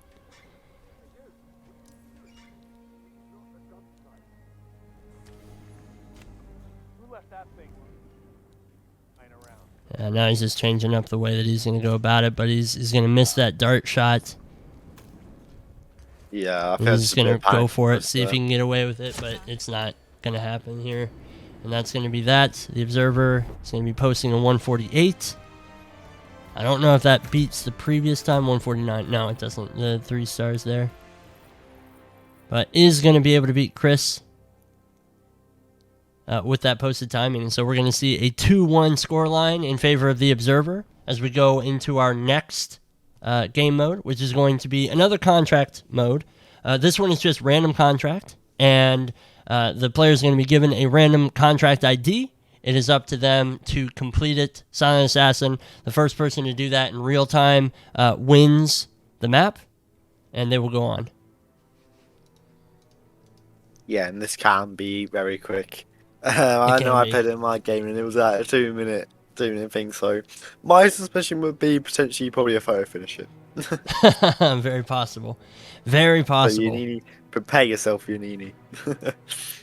So a series of contracts, and then after this, we're going to have another race mode, which will be a season race mode, but just Silent Assassin. So no suit only. So it'll just be Silent Assassin as quick as you can, getting through all of those.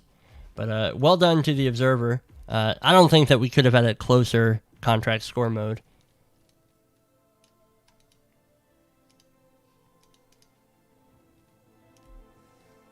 Yeah, it's a nice comeback as well.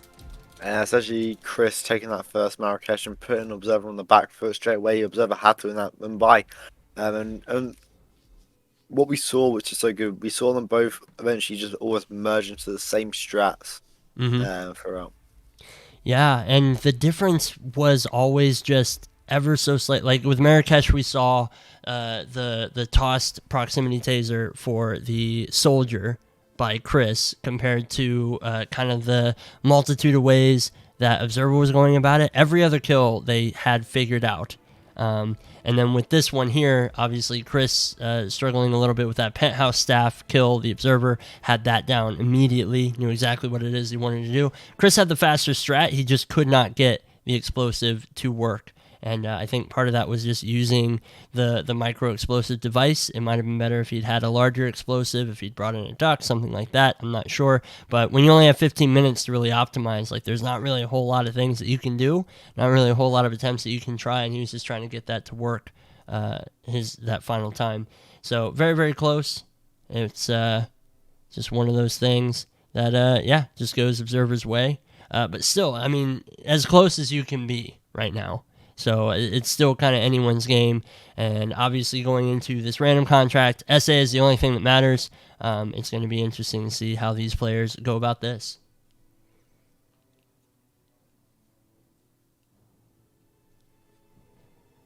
Yeah, and again, Chris giving us a nice help as of showing us it is in Bangkok. Missed the targets, however, but judging by the proximity tasers and stuff he is bringing, there is a couple of guards on it.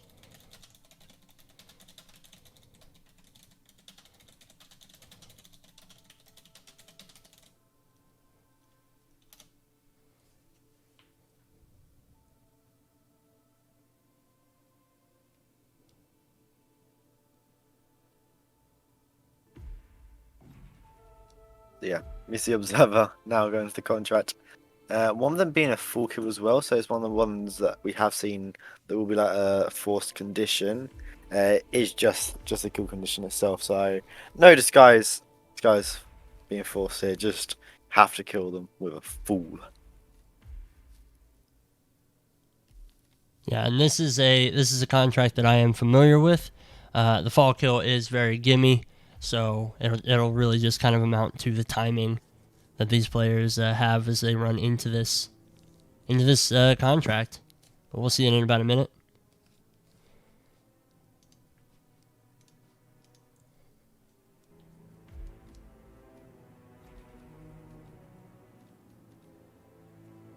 And yeah, so if Observer wins this, we'll be on match point, excuse me, which will be big.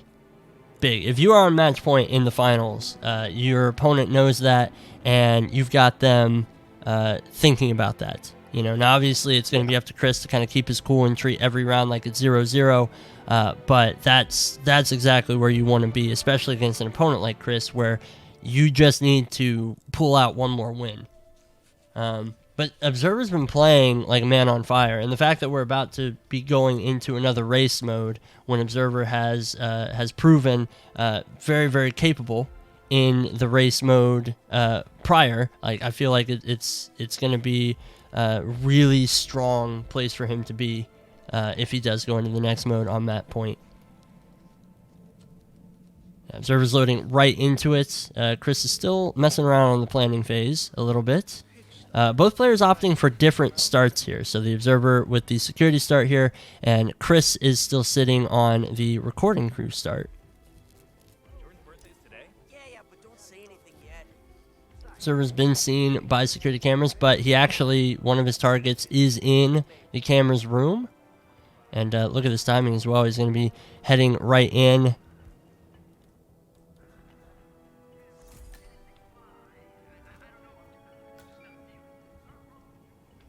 Yeah, getting spotted by the cameras. So of course we'll have to set them up, but does have a Kruger Meyer, which can be pretty simple. Yeah. The guard not investigating that taser, so that will be an initial restart from Observer there.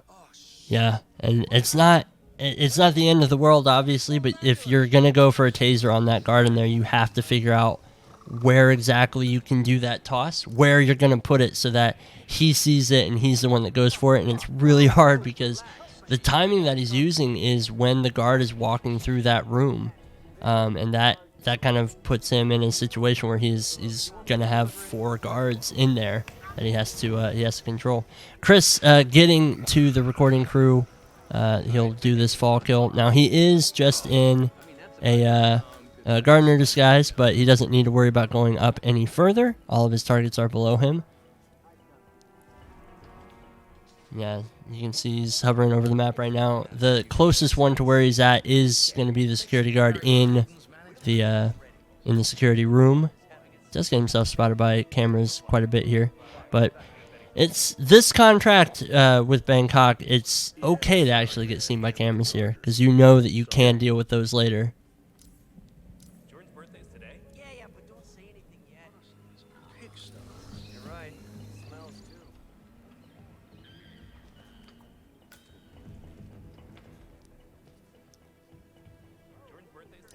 This is working his way over here. He does have a key hacker, so he's able to get into there. And he'll even swap into the security disguise. He's got a lethal syringe. He might actually be able to just pull this off. He'll set down the proximity taser there.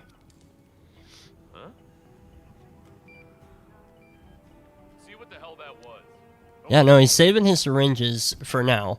But I feel like, given the timings, he might have been okay. Yeah, and there's Ooh. That's the thing with Chris's kill there. Potentially could have been heard, and one of the guards turned around and see him hacking the camera box there. So it must be a bit of luck from Chris there. Caused me a little heart attack as well. Yeah. Yeah, I mean, it works out for him. He does have 2 targets down. Now, this is just, you have to post SA. It doesn't really matter your score time or anything like that. So, at this point, Chris is sitting at about 230. He is being pretty careful when it comes to this stuff. He's set down the taser, and okay, it is going to get seen by the security guard.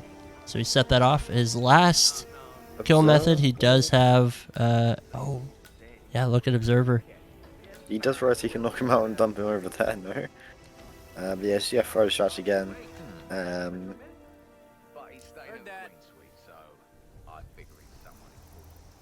Gets the prompt of this time. A replan from Chris now. Yeah. And I'm guessing that's to deal with this. Yeah, he's gonna bring along a magnetic bomb just to try and deal with that hotel stuff there. Yeah, I think that's. But that'd be hard to get off. It'd be hard to get off considering he's an enforcer to all the disguises. So a Seeker potentially could have been a more sensible option, just hiding around the corner or something to get a Seeker up onto him. Yeah, I think that it was just a matter of he's going to be in a guard disguise by the time he gets down there, but he is going to still have to worry about the movement of those guys. Chris with the the gardener disguise change there, and he will be able to get into this side of the map without any issues. So we see him working on this a little bit faster, and he's just straight avoiding cameras right now. I don't know if that's just because he doesn't want to deal with the cameras on his way out or what. Observer's actually now looking at the hotel staff at the front here and is obviously a little puzzled, trying to figure out, okay, how exactly am I going to get this guy to move? He is quite a pain if you do not have an emetic.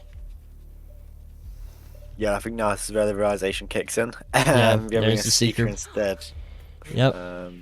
And that works because he's got 2 guards that he's using the tasers for. He's got the fall kill, which is already set up for him. He just has to get over there. And then the final thing is just getting the front desk guy sick, so he moves himself away.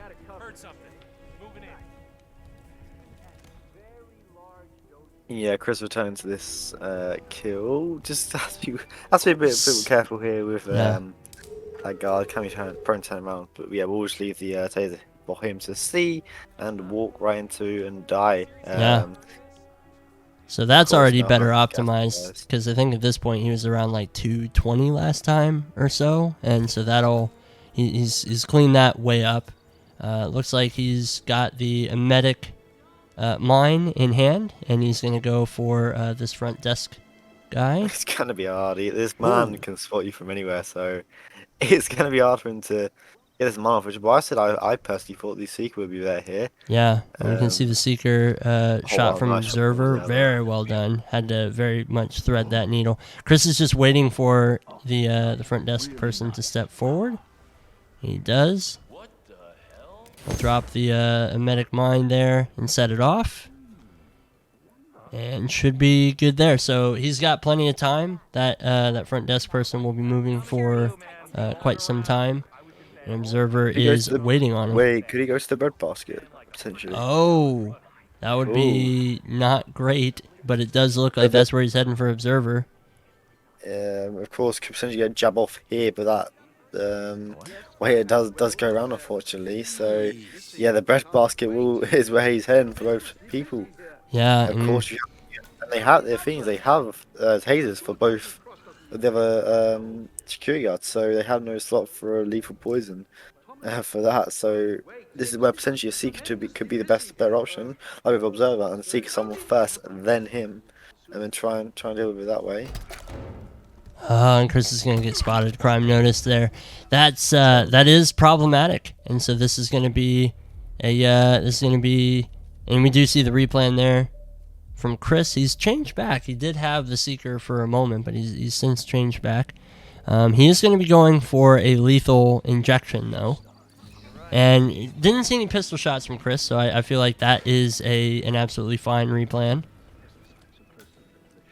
But yeah, both players in about the same spot, so both restarting very close to each other. Have very cool strats, obviously on separate parts of the maps, but still very much this is their way of going about it, and I'm really enjoying seeing kind of the way that these two are playing this. So observer's going for the front desk person immediately, whereas Chris is saving him for later. I don't know which one I agree with more, because I do agree getting it out of the way, especially with how risky it is, probably the better option. But at the same time, Chris is able to take out multiple kills, and obviously the front desk person isn't going to be moving anywhere, so you can go to them whenever you want, especially since you were the one moving them with an emetic.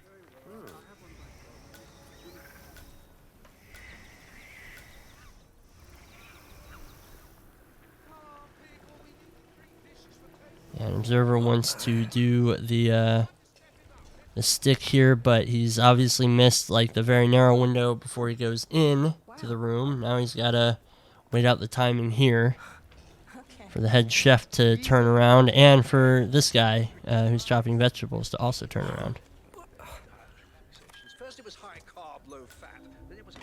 There's the toss by observer. He's trying to turn some folks around and away. He's just got the waiter who just entered the room as well. Well, you're obviously up to no good. This is not fun. Oh, and Chris is going to get spotted as he takes out the security cameras too, so not ideal for either player. Just really unfortunate timing and circumstances. This is where the head sheriff returns for Observer, so yeah, a lot going wrong here. Huh? Did you think that noise? Yeah, that's going to be another restart from Observer. And yeah, I mean, he has the right idea. He does. I'm curious to see what Chris is going to do, because same thing. If he waits until the target is already at the breadbasket, it's already going to be too late, and that's going to be a problem to overcome with improv, and it's not going to be super simple to do. I am curious to see how Chris is thinking about doing it, because if he's going for him in that little alcove, we did see some body bumps to basically offset the timing, then he can potentially get him a little bit faster than what Observer's doing, and a little bit safer too, but it's still an area that is open. A lot can be seen. Oh, Yeah, interesting. Observer. So Observer shot his first shot, hopefully to get somebody else going to the breadbasket and hopefully force the front desk target to go to the bathroom, maybe? No, I think he missed that first. He did, shot but I there. think that was the intent, but Yeah, you're getting turn there from Observer. Now she'll try and get this syringe off now. yeah. If there's no eyes watching, he could be fine. But yeah, no, it's just Yeah, and let's see. seeing it, which makes it really annoying. Yeah. And that's one of the hard parts about this breadbasket is you have to get this, like, you have to get the timing, like, perfect. And it is not easy to do. Was just sneak it off. I didn't see him rush. I thought, yeah, potentially just sneak that off there. But I thought, no. that was really risky. Almost pulled it off, though. Yeah. I think he's just getting at a time where it's just bad in everyone's cycles, and so this is where, like, with Chris, getting him last or something like this could, like, change it. Just because everyone else might have a different cycle by then. Yeah, absolutely. It's a frustrating situation to be in for sure. Okay, Observer's changing some stuff up. He's knocked out the security guard over here, which I don't think we've seen from him before.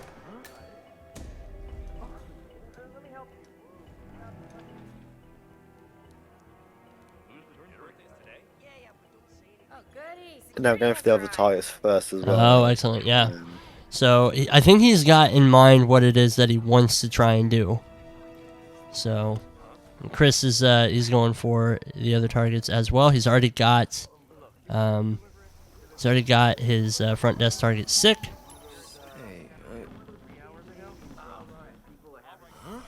Oh, just bad timing for Chris trying to get this guard to move into here.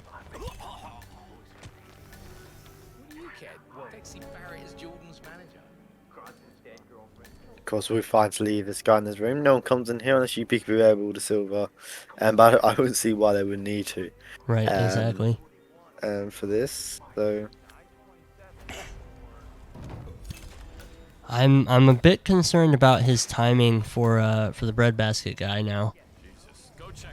yeah, it jumps off the wrong side as well. Should just run down now, really. Yeah, I mean he's not too far, but he's just he's going around this way, and I'm not really sure because he is by the kitchen, so he should be able to get to him. But he's running out of time. Maybe his plan is to get him on the way back, as he like goes through that little alcove thing. I'm not sure. He's waiting for the head chef to turn around, as he often does on his phone call.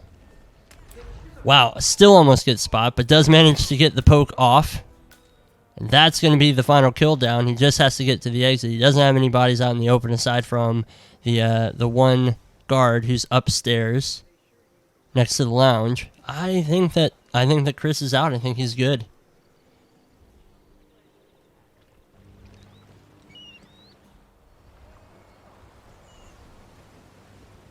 Yeah, this contract proving a bit of issues for some players here. Yeah, absolutely. And so difficult to kind of work out the puzzle for for the breadbasket target. That was very well done though.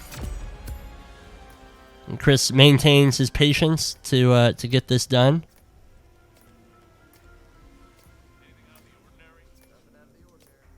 And that should be us evened up. Yeah, so we're going to be 2-2 going into our 5th game mode of the day. And this one is going to be a season silent assassin race.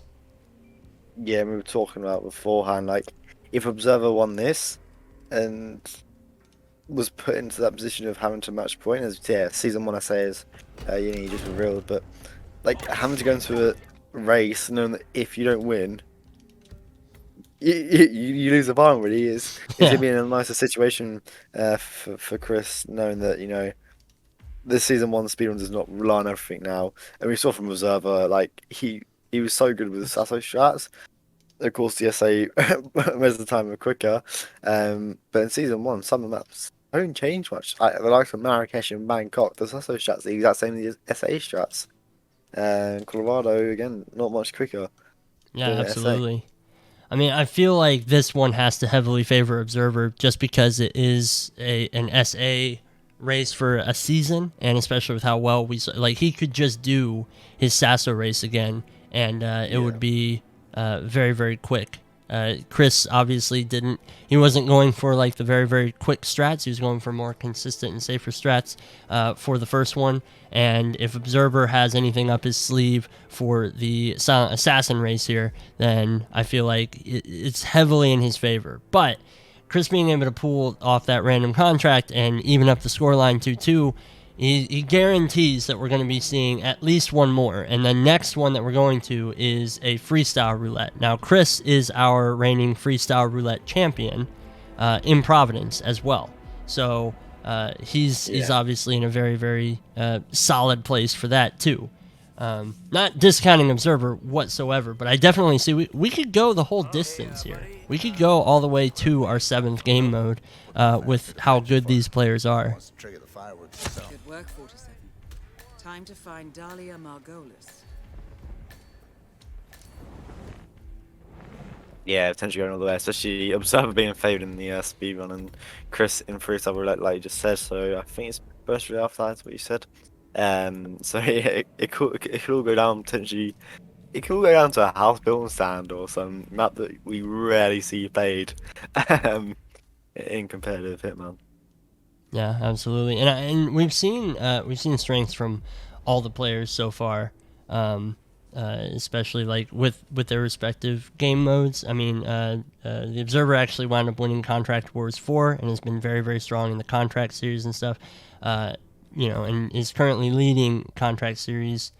Is currently tied with Chris because of the Contract series. Any percent, Chris was able to pull that off of Observer. But just obviously Observer with the very, very strong score mode showing as well. So stepping away from contracts, it can more be anyone's game. I think with the race, this one's got to be more Observer's favor. And but yeah, I wouldn't count Chris out because Chris is obviously still a very talented Hitman player and obviously very capable at the speedrunning scene as well. But we will see. As we get to the latter half of our stuff. This is as close as you could want in a final. So we've already guaranteed that there are no sweeps here, and it's going to be a very close score line no matter what happens. Yeah, it is setting out to be a great ending here. If Chris possibly could have corrected his Marrakesh, then You made it. we don't know what else was in store on Bangkok and Colorado. But we saw from Observer, so good. Going through Paris onwards, had I think it was one restart in Paris and one Sapienza, and that was it. Mm-hmm. So yeah, and here we have the start straight away from Observer. Doing that standard tech crew, go bop Richter with the with a pistol after the fireworks and doing that boost down and exploding. Dahlia, which I think we'll see respectively from both players. Time to find Dahlia Novakov Margolis. asked me to fetch it for her. Wants to trigger the Good fireworks work, himself. 47.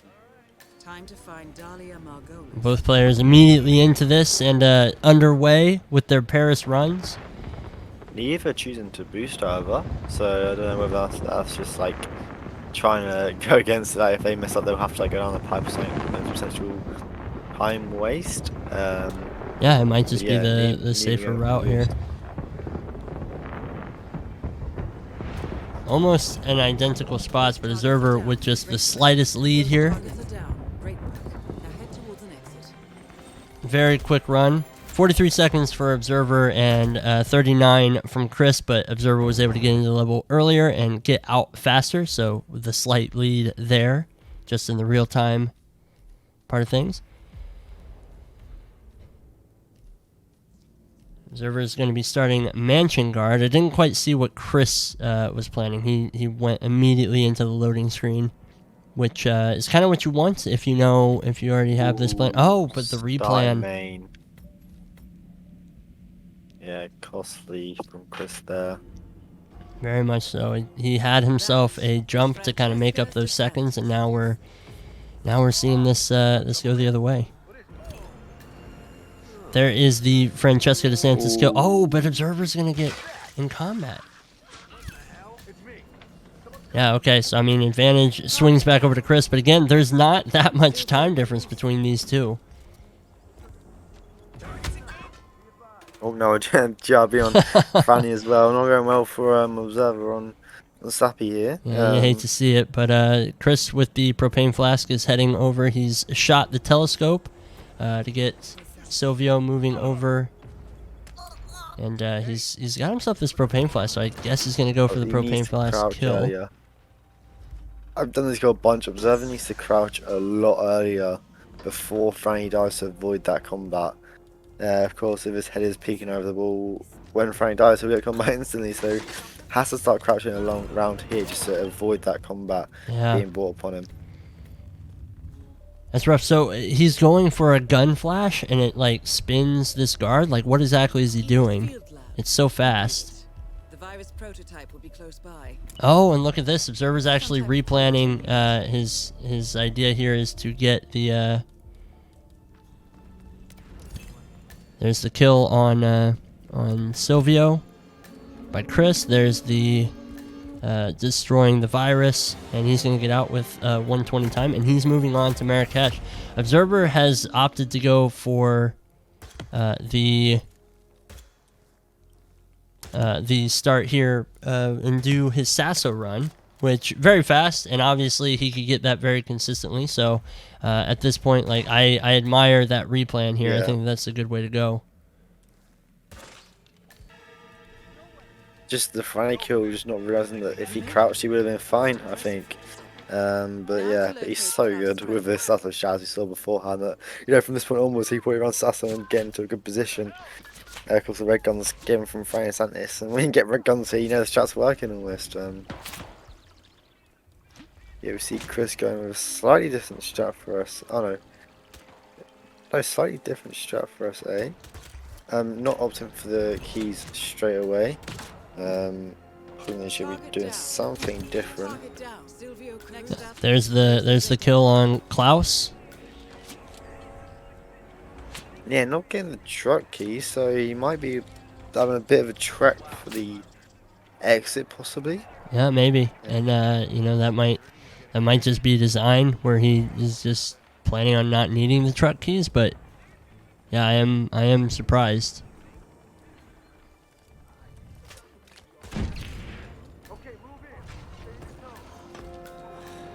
There's a disguise change by Chris. Excellently done. I mean, he is in a disguise where he can grab the truck keys when he's in the compound now, if he so chooses. The Observer, with some much better luck with his SASO run, he is boosting himself down to the lab. Yeah, shots the Rouse as well. There's the kill on the virus.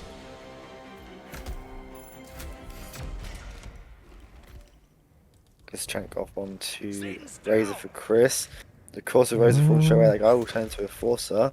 Yeah. So I think the sensible thing to do would be possibly shot to shack behind Razor of a Kruger, maybe. Yeah, I think that's what he did change for his SASO stuff as well, and it. Hey, you've been asleep for a while. Oh, he does manage to keep his green guns though. Both targets There's the kill. Razor getting up as well. So that could have been very fatal if Razor got up slightly beforehand and spotted that knocked out body and caused a lockdown. Oh, and he's gonna get Great found, place. unfortunately. Yeah, it's not the ideal place. And Observer running the SASO route that we just saw earlier as well. And this is really where we saw the races split last time.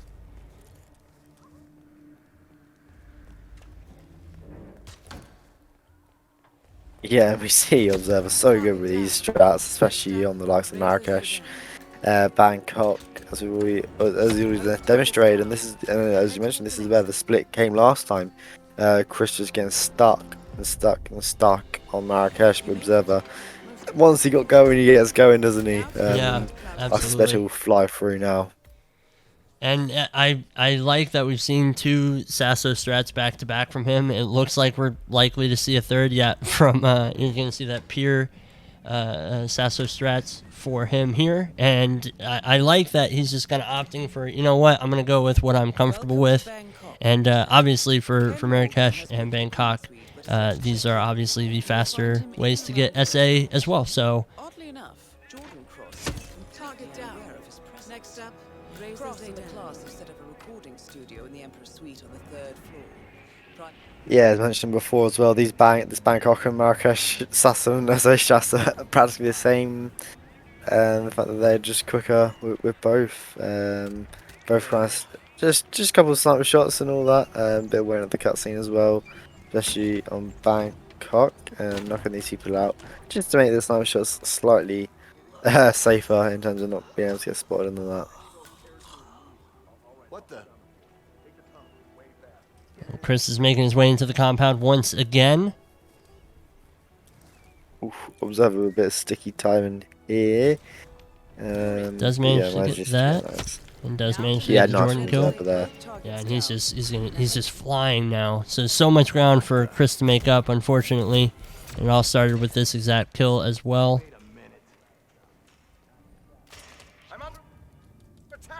Ooh, target lockdown. Now head towards an exit. Yeah, I That could've been suspect so Razor close. get found again. I can't see with everyone panicked now, Razor not getting found. The one positive to this gets spotted anyways, but I think the one positive could have been it takes everyone off their cycles possibly, so that could have been the one thing that saved him if no one went near that stairs area. Yeah. Observer again going with this SASO strat to Colorado, just proving how close the SASO strats are on season 1 and on season 1. Yeah. Of course, the Kaido is basically the same, almost just his handyman start, which is a couple seconds in front of the restaurant start. Yeah, just so fast and so reliable.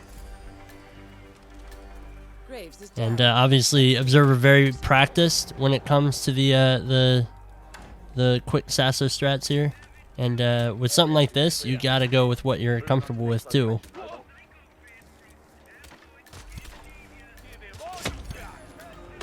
Just having some bad luck trying to get that headshot off on Klaus. You made it. Most impressive, 47.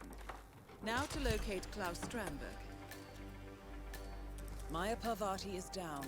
Good work. And the Observer is going to be able to get out of Colorado and is heading to Hokkaido.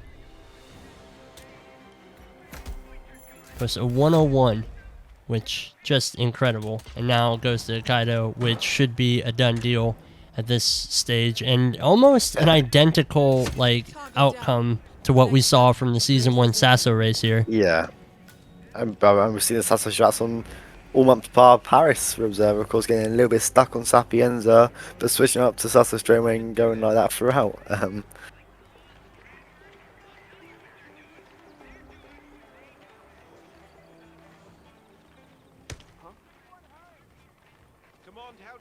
Observer with his Eric Soder's kill and is now just heading, and yeah, he doesn't even start handyman, he just keeps himself in the suit.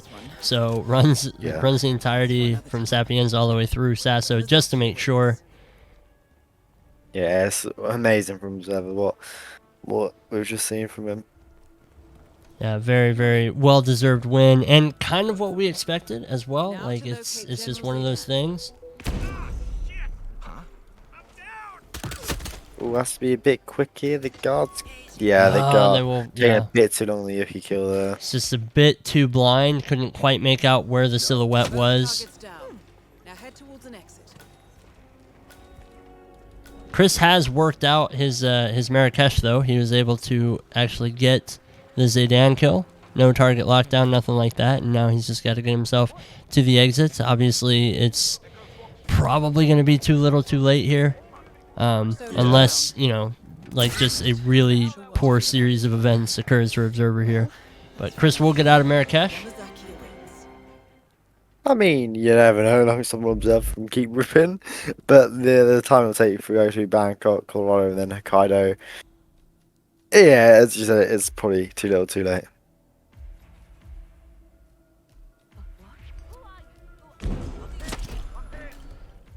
Oh, an Observer with a bit of unluck there. He tried to wait for Yuki to actually open up the door for him, and didn't quite work. Okay, opting now to go for the Serpent's Bite, the Serpent's Tongue. I can't remember what the gun is called, but it is the flashbang dart gun. It will give him much longer than the Shaman Powder. Yeah, that magnesium pouch. It's around just over 3 seconds race. So you just have to be quick. It gives you enough time to run to the exit. But yeah, a nice safe restart from Reserve. Realises this position he's in, and you know can afford to do that. That's for another time. Yamazaki Chris has got his Jordan Cross kill down. He started as the recording crew and did the explosive toss. Ah, God, it stinks. Ah.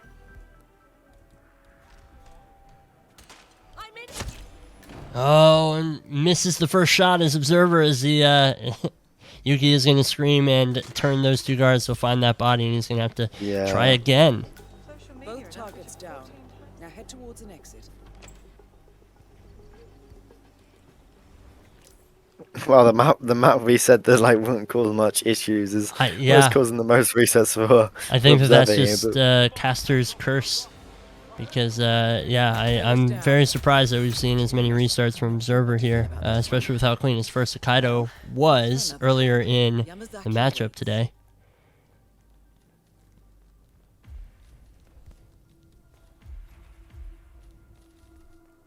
Yeah, no, Chris only one map away from Observer here.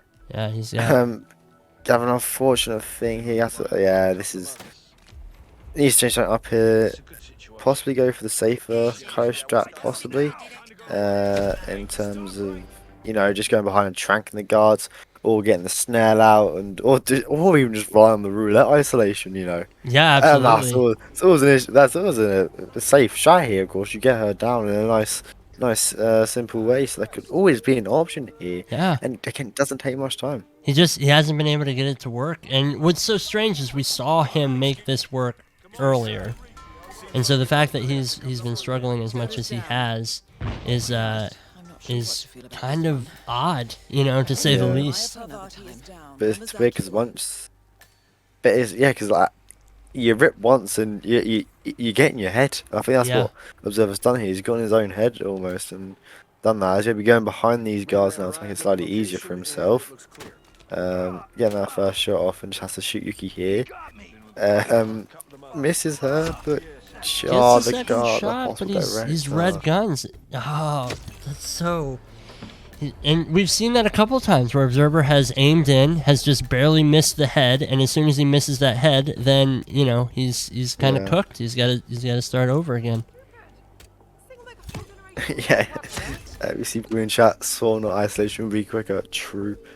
Massive advocate for that. Chris has to be careful here as well. Yeah. Yeah. It's such an odd kill that has to aim slightly above the head, just so you don't obviously just shoot him in the back and get that target locked down. And yeah, unfortunate for Chris there. Yeah. He's gonna need Observer though. I mean, and he's close. If Observer keeps struggling on this, Chris could potentially come back and take this. He's already done a pretty good job so far. this time Observer gets both servers. Yeah, this is finally should be getting it. There, now Observer's out. Hopefully bring his guns. They look so in the animation, and yeah, to be Observer taking the season 1 SA race. So close. So close by both players again. Observer finally able to get out. I'm surprised with the length of the struggle there on Hokkaido, especially given how clean Observer's Hokkaido was earlier. But that's going to be the points to Observer, and Observer is going to get himself to match point first. So he currently leads 3-2 as we go into our next game mode. Our next game mode is Freestyle Roulette. For those of you who aren't familiar with that, it is a roulette spin with a target designation and a kill method for however many targets there are on the map. But it is up to the players to choose who they apply what disguise and kill method to. So it's a little bit less restrictive than roulette, but you still have the restrictions of kill conditions and disguises. And as I mentioned before, Chris is our champion of the roulette freestyle tournament that was recently held in Providence. So this is more home field advantage, but obviously he's playing at the deficit of knowing that Observer is on match point as well. Observer is no stranger or new person when it comes to playing roulette as well. So this one should be a good one to kind of test the mettle. And I'm wondering who's going to be able to take this one out on top, because Chris has to win in order to force us to our 7th and final game mode. And Observer can put it all away if he's able to win or draw. Even if it is a tie, photo finish tie, timer tie, whatever, Observer will win because it is first to 3.5. So, yeah, as I said, no room for error for Chris now. Of course, if my memory serves me correctly, Observer has played a form of Freestyle Roulette in Gauntlet already and has won it. So has that bit of experience there already. Yeah, exactly. Gonna be in Dubai as well. So, again, there's not much harder to buy, you know what I mean? You basically isolate the target because it's near enough the same place. So the one thing that could make Dubai a little bit interesting is what target they decide to do a live kill on. Yeah. Because the loud kills and all that can easily be done with the targets respectively on Dubai. So not the greatest advocate for this map. Doesn't suit this game mode the most, of course, with such the standard we've seen so many times with Dubai, just isolating the target straight away and doing what's needed after that.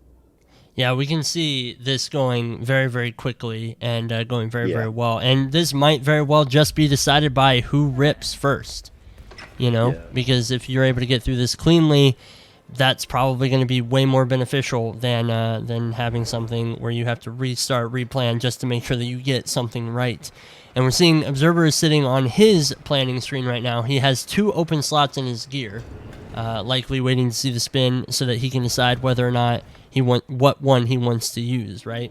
That could be the difference, if you are able to kind of figure out what exactly it is that you want to do. Chris is just practicing in isolation real quick. No darts used for this isolation. I mean, he is red guns, but yeah, just doing a quick practice run, just getting himself into the game and figuring out what exactly it is that he's going to do. And then, Observer's just kind of sitting, probably collecting himself, getting ready for whenever this spin goes live. This one should be a good one. It is going to be fast, and I don't know if it's going to be exactly emblematic of what we've seen so far from these 2 players. But yeah, time will tell. Yeah, we've gone from the longer game modes, like the speed runs and the score modes, to this short to buy freestyle roulette. Spins to end all. That's Marcus Stivers, Providence partner. A self-entitled. And we'll find out in 45 seconds.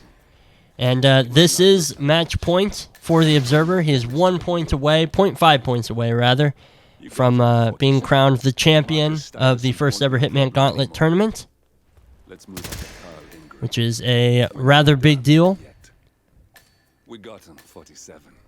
Soon there will be no more Providence. Chris is going to get out of his practice run here before we go into the map itself.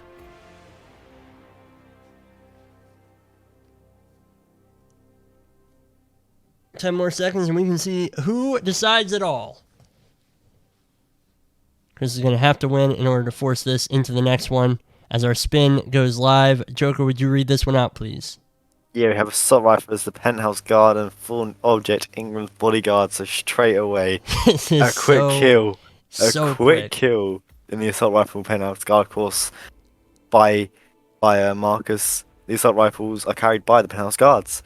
Yeah. And then, as you go down, you just grab the bodyguard from where you ISO Ingram, and Stuyvesant walks under a fallen object. So Yeah. quite quick indeed. So quick, but I want to point out here that Observer is still on the planning phases. He still hasn't this got... could be the difference there indeed. Not having that plan straight away is just that bit of hesitation loading in, you know.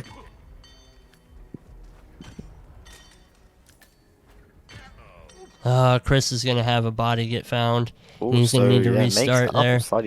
That's going to even it out. I mean, it was just such a huge lead just from the planning phase with Chris going right in. Chris has opted not to use trank darts to get the takedown chain, which we saw him practice that. We saw red guns in that run as well. I do enjoy the thrown knockout series here that has, but it's got to work, you know? It has to work in order for this to happen.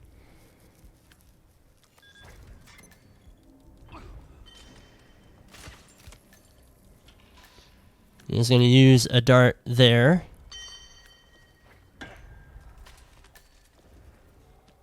He's got his assault rifle right here and the penthouse guard disguise. That is down. Oh, he's going to leave. Okay, so my guess would be he's going to go for the assault rifle kill onto Marcus and let Carlin go upstairs and get him sorted up there, possibly. Would be my one guess to what Observer's doing. I think so straight away. So straight away we see the differences. The one thing I could see maybe, or the one issue is an NTK here, so that's why they're opting out of it. But again, it's a couple of trank shots and you're sorted here, really. We'll just have to hide this one body, but you have enough tranks to deal with it all, so...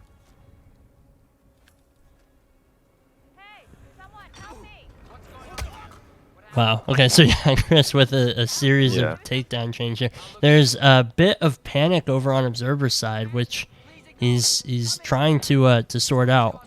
Lots of body shuffling by Chris, but he is going to be able to get these guys out of the way, get Marcus underneath the falling object, and then he can head upstairs, grab the disguise change, and just be ready to do to knock the speaker off of. Yeah, just to line it up perfectly. This can cause some issues, especially with it being a knocked out body. Fine.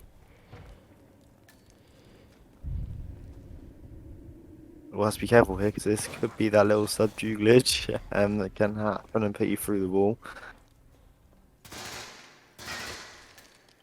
Oh yeah, he's in the one of the skies, of course, as well. Needs the bodyguard skies to have this done. Of course, you can just jump over that rain, I'm sure, next to him and just do it from there, if I'm not mistaken.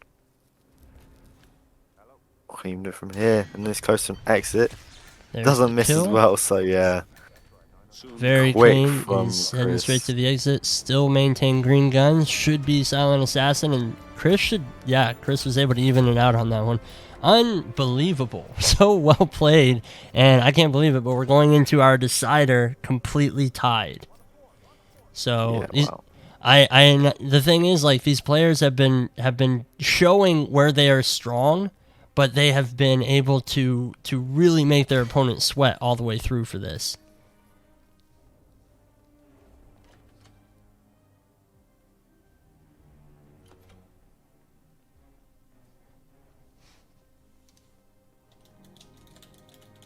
Yeah, Observer doing a nice lockdown strat for Marcus Server. Of course, this will put him underneath the chandelier thing in his room. So this could have been nice to see play out here, but unfortunately didn't go well for him. No, and you know, like I like what he's doing here. He's got the target lockdown, so you know he's trying to work on this falling object kill for Ingram here. I think that this should work. I want to see it. Yeah, Yeah, there it and it goes. would that would have been really nice to see play off. In-game Just time couldn't was get it done. obviously way slower, and I don't know if it was just because you called it right away, Joker, but you're very familiar and very good at roulette, and so that falling object for Marcus. But when you said Marcus walks right under a falling object, I was like, oh, where? And Chris obviously knew a good place for it. Observer had something in mind for the falling object, but it wasn't exactly what he needed it to be. And yeah, Chris is going to get out of Dubai. So we are going to our final game mode. This will be an untimed bonus roulette. So bonus roulette is regular roulette, but for the additional missions of Hitman. So Patient Zero stuff. In this particular instance, we're going to Hokkaido Snow Festival, which is that one. So it should be a good one. Yeah, of course. Most of the time, seeing the targets as well, and well, I know I do enjoy actually practicing this. To be honest, it's quite nice. But you found out a lot of the time, it just mostly just went straight to Seeker and the targets to or Mexican and decides to isolate them really. Yeah, and so with the Snow Festival, there is only the one target, so this has the potential to be another very, very quick one. We do see some different planning from both of these two. Chris has opted to bring a remote gas mine, and I think that I saw Observer had a Seeker. There is the Calmer over on Chris's side, as well as an electronic key hacker. Observer is loading in as the gardener as well, just to, I'm guessing, get a feel for the level, exactly where he's going to go. Yeah, and of course, Dmitry Fedorov just hangs around that garden area and wanders inside the restaurant, and that's mainly all there is to his cycle, really. Of course, you can isolate him by the fire barrel straight away. You can either knock out the handyman and leave him there with them, or you can like double seeker the handyman, which gives you enough time to do the respective kills onto him from that position. It all comes down to this. This is going to be a fun one. It's roulette. Both players obviously familiar with roulette, but it's bonus roulette. This is kind of dependent on. I mean, this isn't a very difficult map to figure out, but it still might not be one that you do a ton of practice on unless you're planning on playing some bonus roulette. So I don't think this is going to be untested territory for either player, but I personally have not seen either player participate in bonus roulette. And so I'm very curious to see how this goes. But this is for all the marbles. Whoever is going to win this is going to be crowned the champion of Gauntlet. See that Chris is practicing his medic briefcase to get the target sick. He will go over to this bathroom. Plenty of kills that you can set up over here.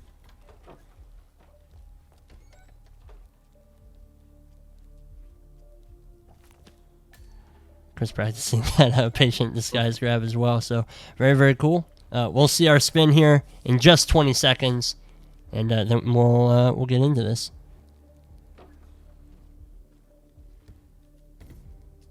Yeah, it all comes down to this here, the past week of intense speed runs, contracts, and the like, just comes down to this one Hokkaido Snow Festival mission. Just the one. Our spin is live. I mean, have a spin. And we do not have our spin, so we'll see some technical difficulties. Hopefully we get that spin coming through here shortly. Yanini is our admin today, so thank you so much, Yanini. This is actually Yanini's first time adminning Hitman Gauntlet, which is, you can't have a bigger match for this. Yeah, and bit anticlimactic at the end here. To not to not have a spin come through. Yeah. But The yeah, real bonus roulette spin was the friends we made along the way. So, you know, exactly. there's a lesson here, boys and girls, that you know, it's not about Hitman, it's about the love that we share. So, thanks so Don't much waste your everybody time for on it. watching. I'm excited for this. I think no matter what the outcome is, we are going to see whoever wins this, it's going to show that both players deserved to be here. They both, you know, played their way just completely through with some impressive strats and some impressive wins. We do have our timer restarted here. So hopefully this time the spin will go live. We will see if it doesn't, of course.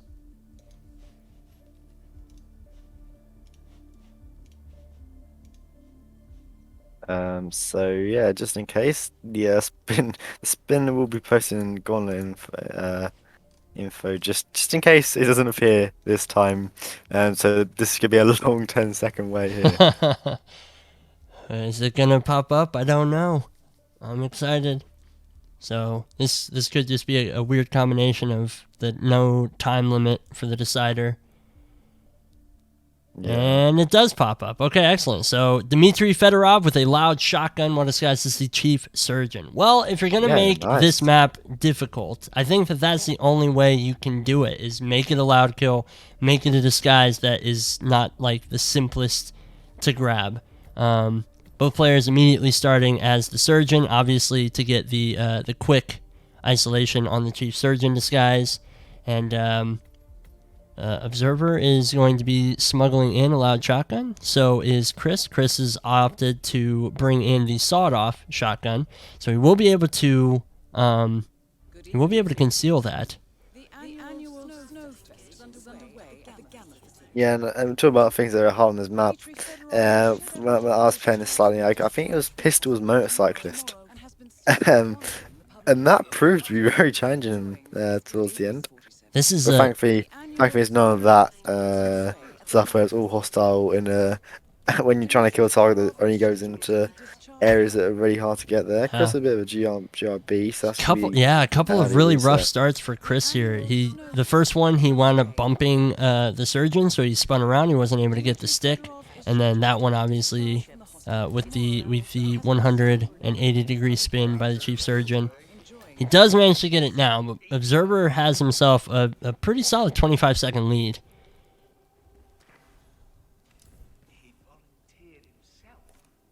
And, Observer's a bit caught behind this guard, and so that is going to cause him a bit of trouble, and he's going to have to restart as well. So Chris does have his sawed-off shotgun already swapped out, and he does have it concealed. Looks like he's going to be going around a different way. So the Observer was trying to go down the skywalk ramp here. But both players opting to choose the same smuggle points and bring in the shotgun. Obviously a very quick way to have that shotgun. And looks like Chris has his emetic briefcase all set up. Observer's making his way down into the morgue. Or out of the morgue, excuse me.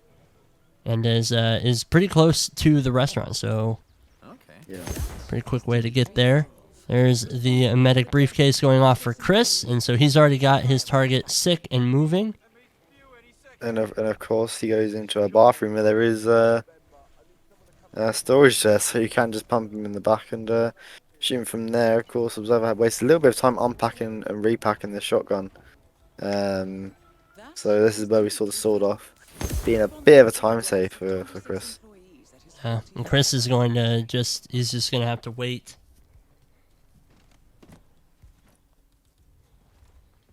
He's got his shotgun out and ready, so we're likely to see a live shotgun kill, followed by a quick body dump. And then he's just got to get himself to the exit. So very, very close. Photo finish completely on the table, though, as Observer's not too far behind.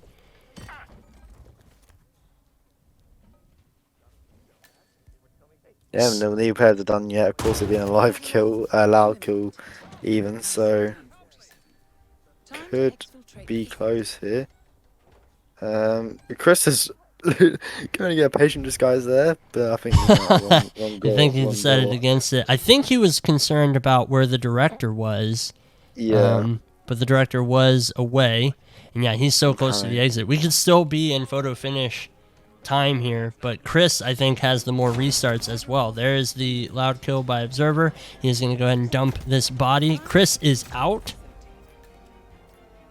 Observer's dropped the gun. He's got to get himself to an exit. He does have an enforcer coming in. Doesn't get spotted there, but he's got such a long way to go. I think that we have to be outside of the photo finish window potentially just from this extra long route around. Wait for final admin confirmation, but this should be Chris being crowned the Gauntlet champion.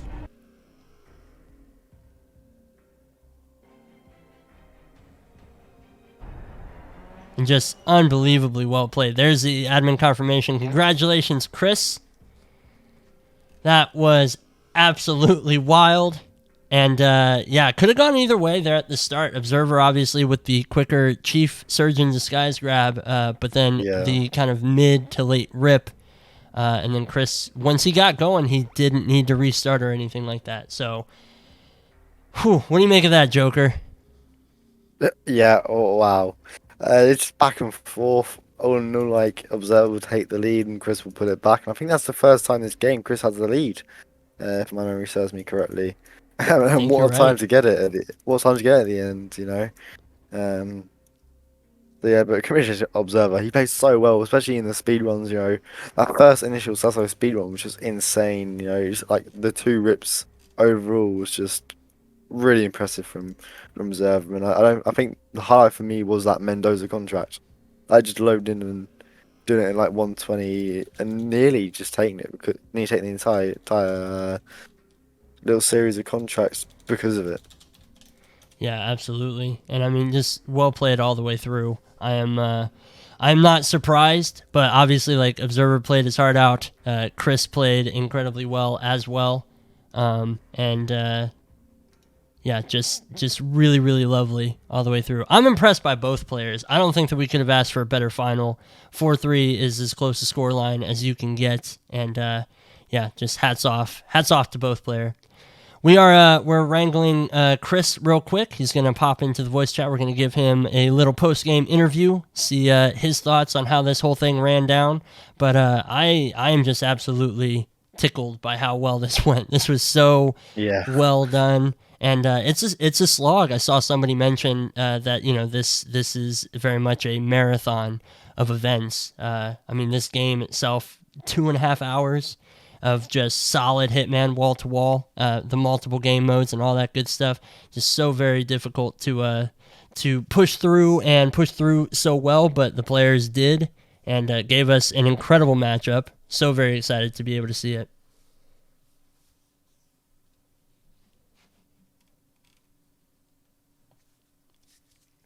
But yeah, did you have any particular moments, Joker, that immediately stood out to you?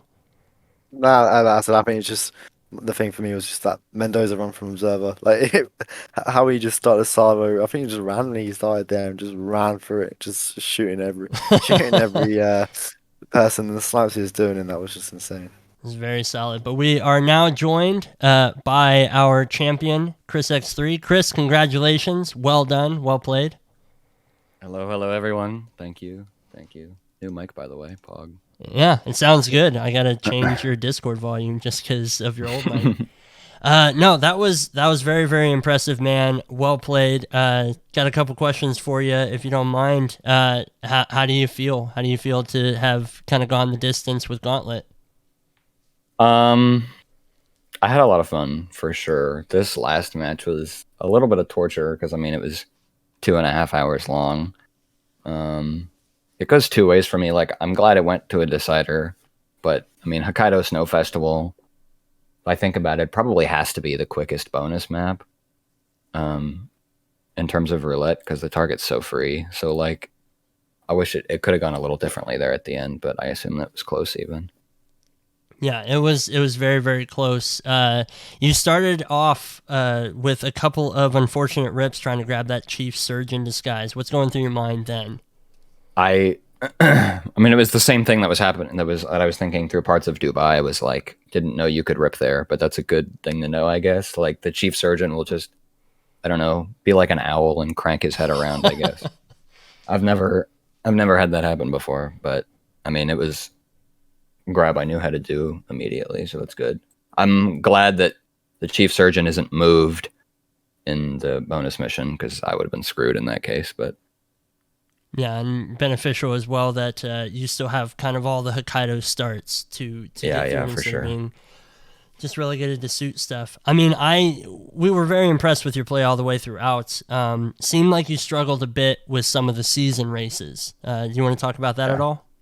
Yeah, no, I knew. I mean, especially going into the match against Observer, I knew he was going to be at a pretty significant advantage there from the start because he's the guy for the RTA race events. So, I was thinking about that even before my first match was against Kaneda. I think we had SASO as our last thing, and I went through all the maps and I was learning like some really basic strats, and I was like, I just can't. It wasn't fun for me, so I was like, it's Observer. I know he's going to be doing a lot better. Like, he can just have the point. I didn't think I was going to come anywhere close. And I think I got through like Marrakesh on season 1. Yeah. On the initial season 1, you got stuck up on Marrakesh. Same thing happened when you were just doing the season SA as well. And, our hearts were breaking for you, but you still made a fairly decent comeback. Observer got hung up on Hokkaido for that second one, and you were able to get up to Colorado. An unfortunate missed shot on Ezra Berg.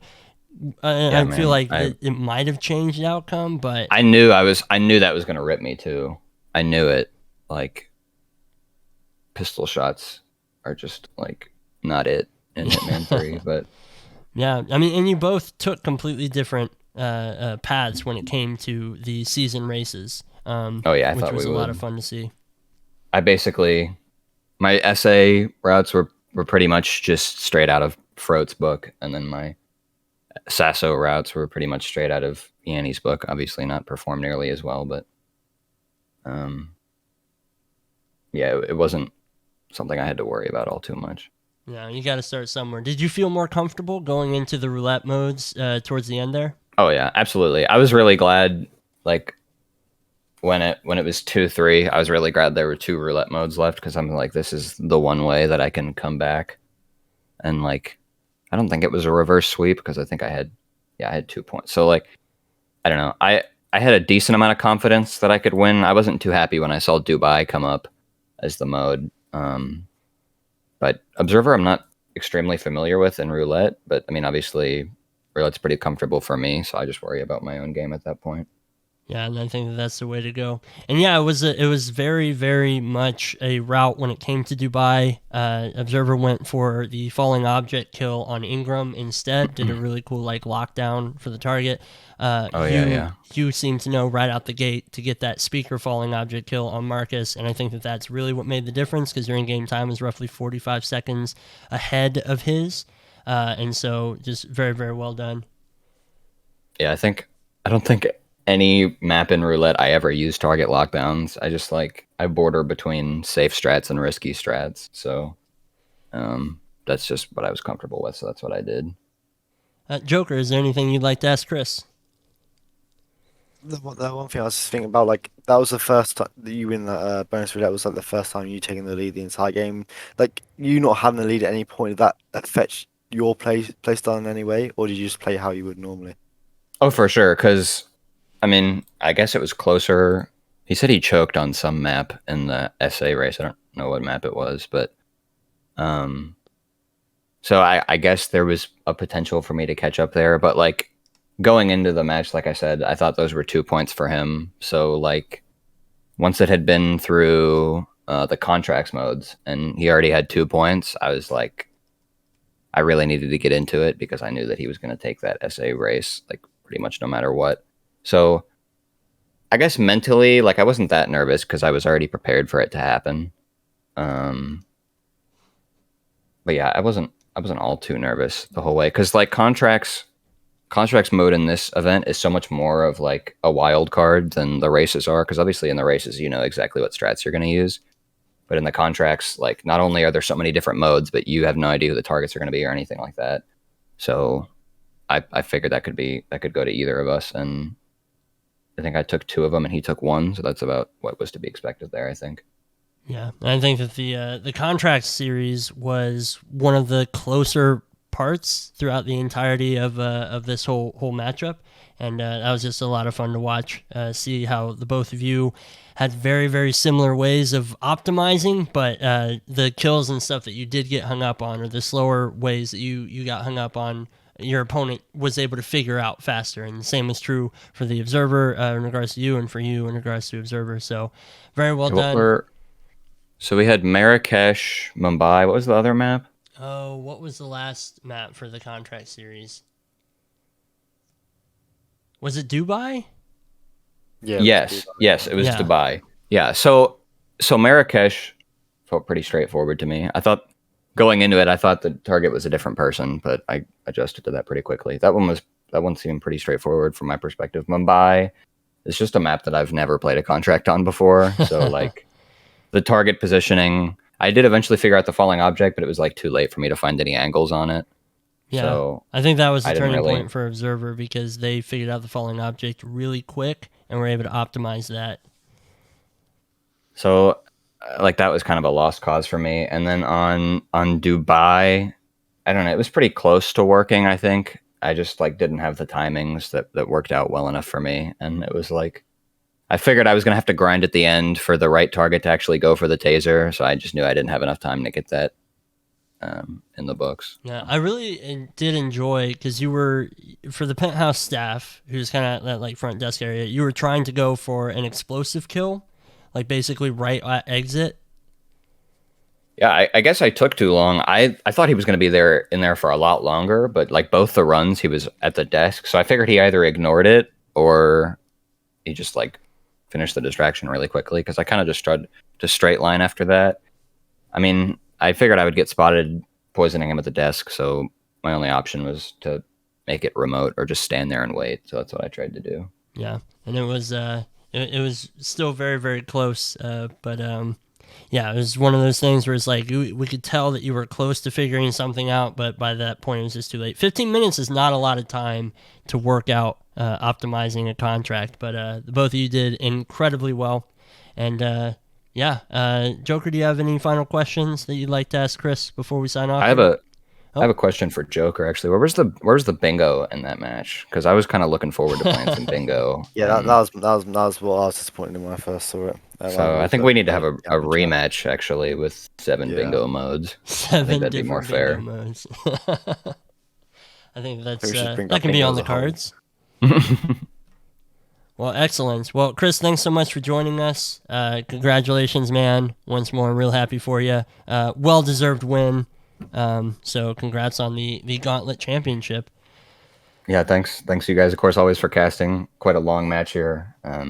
Big ups to Yanini for the adminning. This is his first time adminning, so it went really well. Yeah, he did incredibly well. Don't know what happened with that bonus roulette spin. Yeah, me neither.